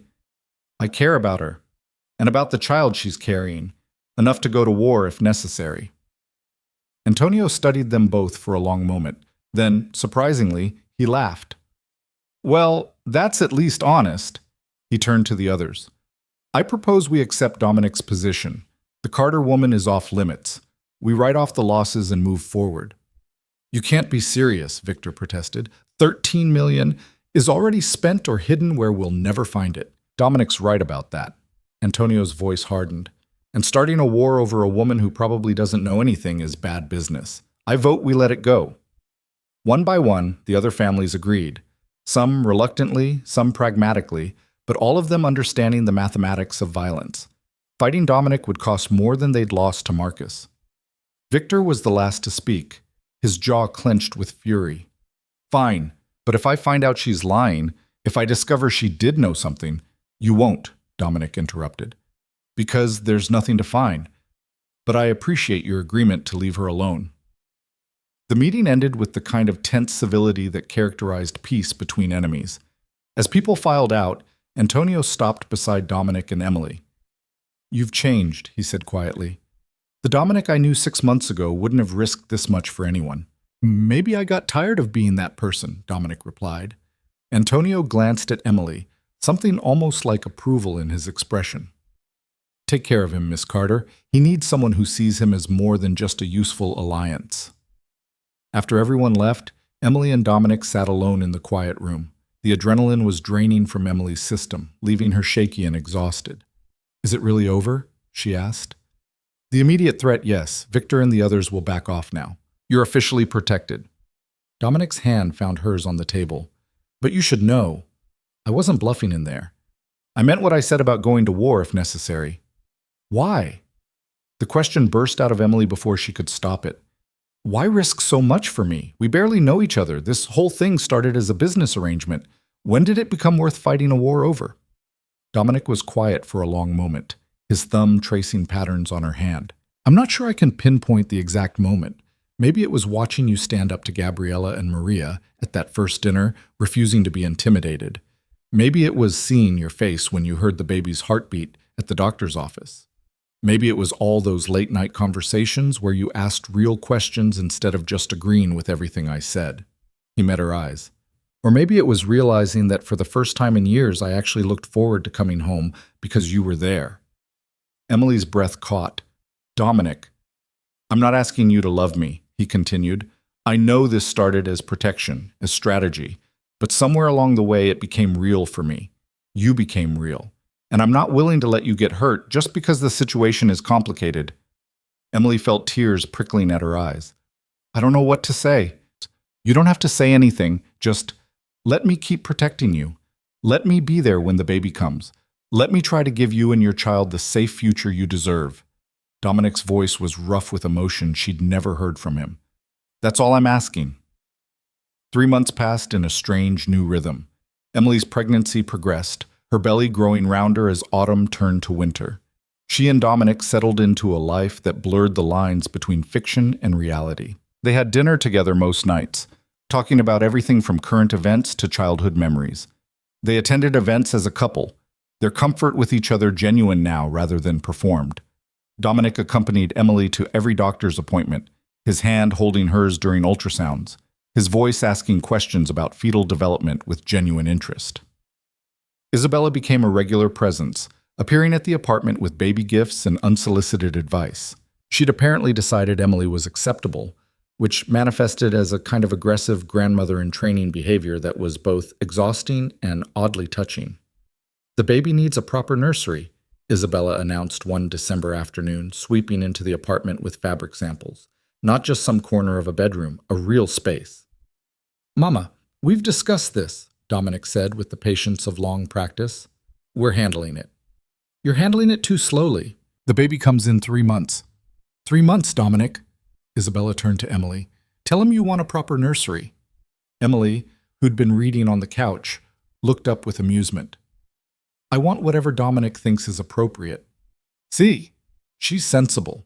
Isabella shot her son a triumphant look, which is why I've already hired a designer. She starts tomorrow. Dominic sighed but didn't argue. Emily had learned that Isabella's pushiness was her way of showing love, of claiming Emily and the baby as family. It was overwhelming but also comforting, filling spaces in Emily's life that had been empty since her mother died. In January, during Emily's 7th month, Dominic came home from a meeting with an unusual expression on his face. What happened? Emily asked, recognizing the look of someone processing significant news. I just closed a deal to acquire a chain of legitimate businesses, hotels, restaurants, real estate development. Dominic set down his briefcase. Completely legal, completely clean. That's good, isn't it? It's a transition, away from the shadier aspects of my work towards something more sustainable. Dominic sat beside her on the couch. I've been thinking about what kind of world I want your baby to grow up in, what kind of example I want to set, and I realized I don't want to be the person who operates in shadows anymore. Emily's heart clenched. You're doing this because of us? I'm doing it because of me, because I want to be better than I've been. But yes, you and the baby are part of that motivation. Dominic's hand covered her rounded belly, feeling the baby kick. This child deserves a father figure who builds things instead of just protecting territory. Someone who can be proud of how they make their living. You're already more than you give yourself credit for, Emily said softly. Maybe, but I can be better. His eyes met hers. We both can be. February brought a brutal snowstorm that blanketed Manhattan in white. Emily was 8 months pregnant now, moving with the careful deliberation of someone carrying precious cargo. Dominic had become almost comically protective, hovering whenever she stood, insisting she rest constantly, treating her like she might shatter. I'm pregnant, not fragile, Emily protested one evening as he tried to help her to the bathroom for the 3rd time. You're 8 months pregnant with my... Dominic stopped himself. With the baby. That makes you fragile in my book. The slip didn't go unnoticed. Somewhere over the past months, Dominic had started thinking of the baby as his, not biologically, but in every way that mattered. He talked about when the baby comes, and our daughter, with such natural ease that Emily sometimes forgot Marcus had ever existed. The contraction started on a Tuesday morning in early March, 2 weeks before Emily's due date. She was making breakfast when the first pain hit, sharp enough to make her gasp. The second came 10 minutes later. The third, 8 minutes after that. Dominic found her timing contractions on her phone, his face going pale. We're going to the hospital, now. They're still far apart. The doctor said to wait until they're 5 minutes. We're going now. Dominic was already calling for the car, grabbing the hospital bag that had been packed for weeks. I'm not taking chances. The drive to Mount Sinai felt both endless and too quick. Emily breathed through contractions while Dominic held her hand, his usual control fraying at the edges.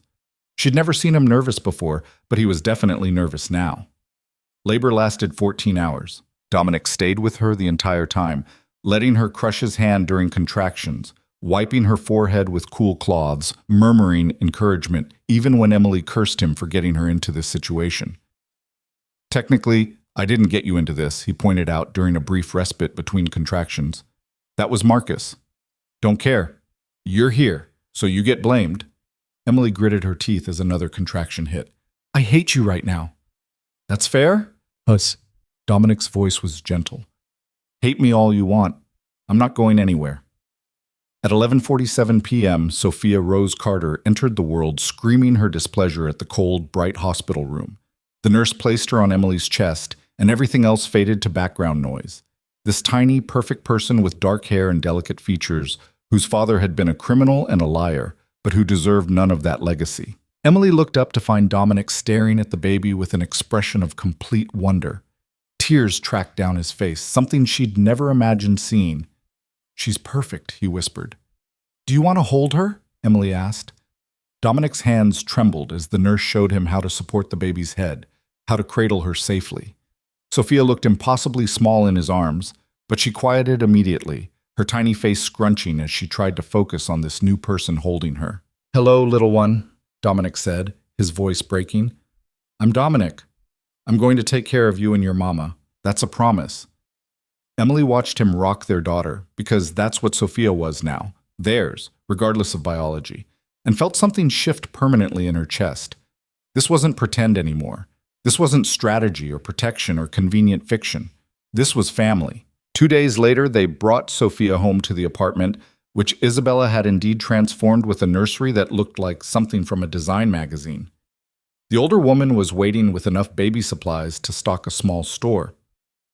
Let me see my granddaughter, Isabella demanded, and Dominic handed over the baby without protest.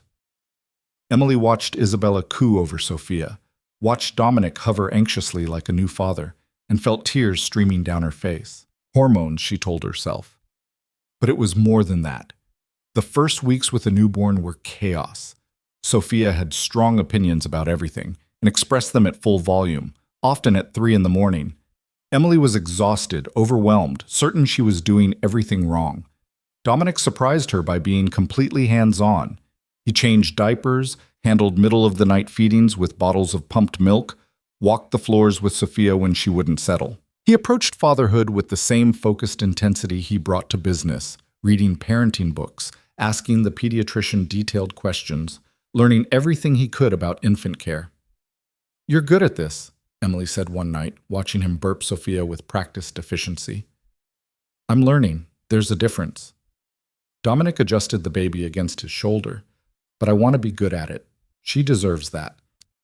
1 month after Sophia's birth, Emily woke to find Dominic sitting in the nursery, holding their sleeping daughter and staring out at the pre-dawn city. Couldn't sleep? She asked softly. Didn't want to miss this, Dominic replied. She changes every day, gets bigger, more aware. I keep thinking about everything I almost missed, all the moments I wouldn't have had if you'd refused my offer that first night. Emily moved to stand beside him, looking down at Sophia's peaceful face. I keep thinking about how terrified I was. How sure I was that this arrangement would destroy me somehow. Are you still terrified? Of the situation? No. You've kept your promises. We're safe, protected, stable. Emily paused. But I'm terrified of something else now. What? Of how much I've come to depend on you. Of how natural this feels, us, as a family. Of what happens if... She couldn't finish the sentence. Dominic stood carefully, placing Sophia in her crib before turning to face Emily fully. If what? If I leave? If I decide this arrangement has served its purpose and I'm done? Yes. Emily, look at me. Dominic's hands came up to frame her face. I meant what I said in that meeting with the families. I care about you, about Sophia. This stopped being an arrangement months ago, and you know it. But we never talked about what it became instead. Then let's talk about it now. Dominic's thumb brushed her cheek. I love you. I love the woman you are, strong and resilient and brave even when you're terrified. I love the mother you've become to Sophia. I love coming home to you, sharing meals with you, watching you figure out this whole parenting thing. And I want to keep doing it, not because of some agreement we made, but because I can't imagine my life without you in it anymore. Emily's breath caught. You love me? Completely. Inconveniently. Probably have for months, but was too stubborn to admit it. Dominic's smile was self-deprecating. I know this is complicated. I know we started under the worst possible circumstances, but what we've built together, it's real, Emily. At least it is for me. Emily thought about the past 7 months, about late-night conversations and shared fears, about the way Dominic held her hand during contractions and cried when Sophia was born, about how he'd transformed his entire life, transitioning away from criminal enterprises and toward legitimacy because he wanted to be better for them. It's real for me too, she whispered. I didn't mean for it to happen. I tried to keep distance, to remember this was just protection. But somewhere along the way, you became the person I trust most in the world, the person I want to share everything with, the good and the terrifying and the ordinary. So what do we do about it? Dominic asked. We stop pretending this is temporary. Emily reached up to cover his hands with hers. We admit that what started as fiction became truth, and we figure out what comes next, together. Dominic kissed her then, gentle and careful, like she was something precious. When they pulled apart, both were crying. Marry me, Dominic said. Not for appearances or strategy. Marry me because I want to spend the rest of my life with you. Because I want Sophia to grow up with parents who chose each other. Because I love you, and I want the world to know it. Emily's yes was lost in another kiss, deeper this time, full of promise and hope, and the certainty that they'd found something neither had been looking for, but both desperately needed. They were married 6 weeks later in a small ceremony at a church in Westchester, with only Isabella and a handful of close friends present. Sophia slept through most of the vows, waking only to protest the organ music during the recessional. The reception was held at one of Dominic's newly acquired hotels, an elegant affair that mixed Emily's former co-workers from Luminosa with Dominic's business associates and a carefully curated selection of the families they'd navigated together. Antonio Ventura attended with Gabriella, raising a glass in toast. To unexpected love, Antonio said, and to the woman who made Dominic Moretti into someone almost respectable. The crowd laughed, and Emily felt Dominic's hand tighten on hers under the table. She looked at him and saw everything they'd survived together reflected in his eyes, the fear and the danger, and the slow transformation from strangers to partners to family. Almost respectable, Dominic murmured. I'll take it. That night, in their hotel suite with Sophia sleeping peacefully in a bassinet nearby, Emily lay in Dominic's arms and marveled at the impossible journey that had brought them here. What are you thinking? Dominic asked, running his fingers through her hair. That 6 months ago, I was invisible. A cleaner nobody saw, carrying a baby nobody wanted, terrified of everything. Emily shifted to look up at him. And now I'm married to a man I love, raising a daughter we both adore, building a life I never believed I could have. Funny how things work out. Dominic's smile was soft in the dim light. I was so focused on protecting you, on keeping you safe. I didn't realize you were saving me right back. From what? From becoming someone I'd hate. From a life of violence without purpose. From forgetting that there's more to living than just surviving. Dominic kissed her forehead. You gave me a reason to be better, Emily. You and Sophia both. 3 months later, Dominic announced the creation of the Sophia Foundation, a nonprofit organization dedicated to helping women and children escape dangerous situations. Emily served as its director, using her own experience to shape programs that provided everything from safe housing to job training to legal assistance. The foundation's first major initiative was a partnership with Luminosa and other high-end restaurants to create advancement opportunities for service workers. Emily hired Sarah, her former co-worker, as the program coordinator. You did this, Sarah said, looking around the foundation's new offices. You went from cleaning floors to changing lives. I had help, Emily replied, watching Dominic through the glass wall of his office, as he took a business call with Sophia sleeping in a carrier against his chest. A lot of help. The foundation grew quickly, funded by the profits from Dominic's legitimate businesses, and supported by families who'd once threatened Emily but now respected what she'd built. Even Victor Kowalski made a donation, his way of acknowledging that Emily had been exactly what she claimed, an innocent woman caught in circumstances beyond her control. On Sophia's first birthday, they gathered in the apartment, now completely renovated to accommodate a very mobile baby who was determined to explore everything. Isabella presided over the celebration like a general commanding troops, while Sophia demolished her first birthday cake with enthusiastic destruction. "She's got your determination," Dominic told Emily, watching their daughter smear frosting across her high chair tray. "And your stubbornness," Emily countered. "We're doomed." "Completely." Dominic pulled Emily close, his arms wrapping around her waist. "And I wouldn't change a single thing." Emily leaned back against him, watching Sophia laugh at something Isabella was showing her, surrounded by people who loved her unconditionally. This childhood started as an accident, a complication, a threat to Emily's survival, had become the center of a family neither Emily nor Dominic had known they needed. "Do you ever think about Marcus?" Emily asked quietly. "About how different things would be if he'd been who he pretended to be?" "Sometimes, but then I realized that if Marcus had been genuine, you'd be with him right now. And I'd still be the person I was before. Successful, but empty. Protected, but alone." Dominic's voice was thoughtful. "I can't regret the circumstances that brought you into my life, even if they were terrible at the time." That's a very philosophical way of saying you're glad my ex-boyfriend was a criminal. I'm glad his crimes led you to me. There's a difference. Dominic turned Emily to face him. "What about you? Any regrets?"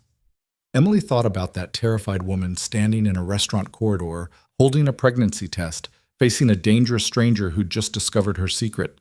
She thought about the journey from there to here, the fear and the lies and the slow transformation into something real. "Not a single one," she said, and meant it completely. Years passed. Sophia grew into a bright, willful child who kept both her parents constantly on their toes. The foundation expanded, helping thousands of women and children find safety and new beginnings. Dominic's businesses thrived, his reputation transforming from dangerous criminal to respected businessman and philanthropist. Isabella remained a constant presence, spoiling her granddaughter shamelessly and offering unsolicited advice on everything from Sophia's education to Emily and Dominic's plans for more children.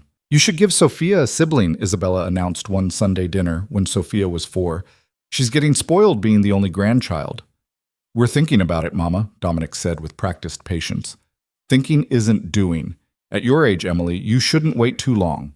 Emily caught Dominic's eye across the table and had to hide her smile. What Isabella didn't know was that Emily was already 2 months pregnant, the news still private between her and Dominic while they enjoyed the secret. This pregnancy was different from the first, planned, wanted, celebrated.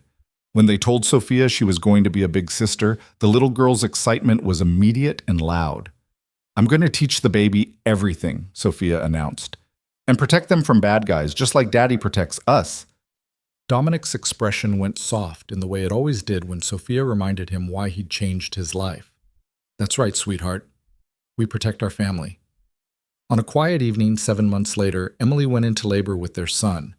Dominic was calmer this time, though no less attentive, holding Emily's hand and breathing with her through contractions. Marco Dominic Moretti was born just after dawn, healthy and loud, with his father's dark eyes and his mother's determined expression. Sophia was allowed to visit that afternoon, approaching her baby brother with careful reverence. "He's so small," she whispered, touching Marco's tiny hand. "I'm going to take care of him forever." "We all will," Emily said, watching Dominic hold their son with the same wonder he'd shown holding Sophia. "That's what family does." That night, after visitors had left and both children were sleeping, Emily and Dominic sat together in the quiet hospital room. Through the window, Manhattan sparkled in the distance. The city where they'd met under impossible circumstances and built something neither had imagined possible. "2 kids," Dominic said, sounding slightly awed. "We have 2 kids now." "We do. And a foundation, and businesses, and a life that looks nothing like either of us expected." Emily leaned her head on his shoulder. "Do Do you ever miss it? The excitement, the danger, the world you used to live in? Not even for a second. Dominic's arm tightened around her. This is better than anything I had before. This is real. Emily thought about the invisible cleaner she'd been, working at Luminosa with no future beyond surviving each day. She thought about the terrified woman who'd dropped a pregnancy test at a dangerous man's feet. And she thought about the journey from that moment to this one, full of fear and courage and unexpected love. We saved each other, she said softly. You gave me protection and safety. I gave you a reason to become someone better. And together we built something worth protecting. The best partnership I've ever had. Dominic kissed her temple. Thank you for taking that chance, for accepting my offer when you could have run. Thank you for seeing me when I was invisible to everyone else. Emily's eyes were on their son, sleeping peacefully in his bassinet. Thank you for loving a child that wasn't yours and making her feel like she always belonged. Sophia is mine, Dominic said firmly. Biology doesn't determine family, love does, choice does. And I chose both of you the moment I decided to protect you. Everything else just made it official. They sat in comfortable silence, watching the city lights twinkle as dawn approached. Two children sleeping nearby, a future full of possibilities stretching ahead, and the certainty that whatever challenges came next, they would face them together. The invisible woman and the dangerous man had found each other in the worst possible circumstances and created the best possible life. It wasn't the story either had planned, but it was the one they'd chosen to write together. And in the end, Emily realized that was the only story that mattered, not where they'd started, but where they'd arrived, and who they'd become along the way.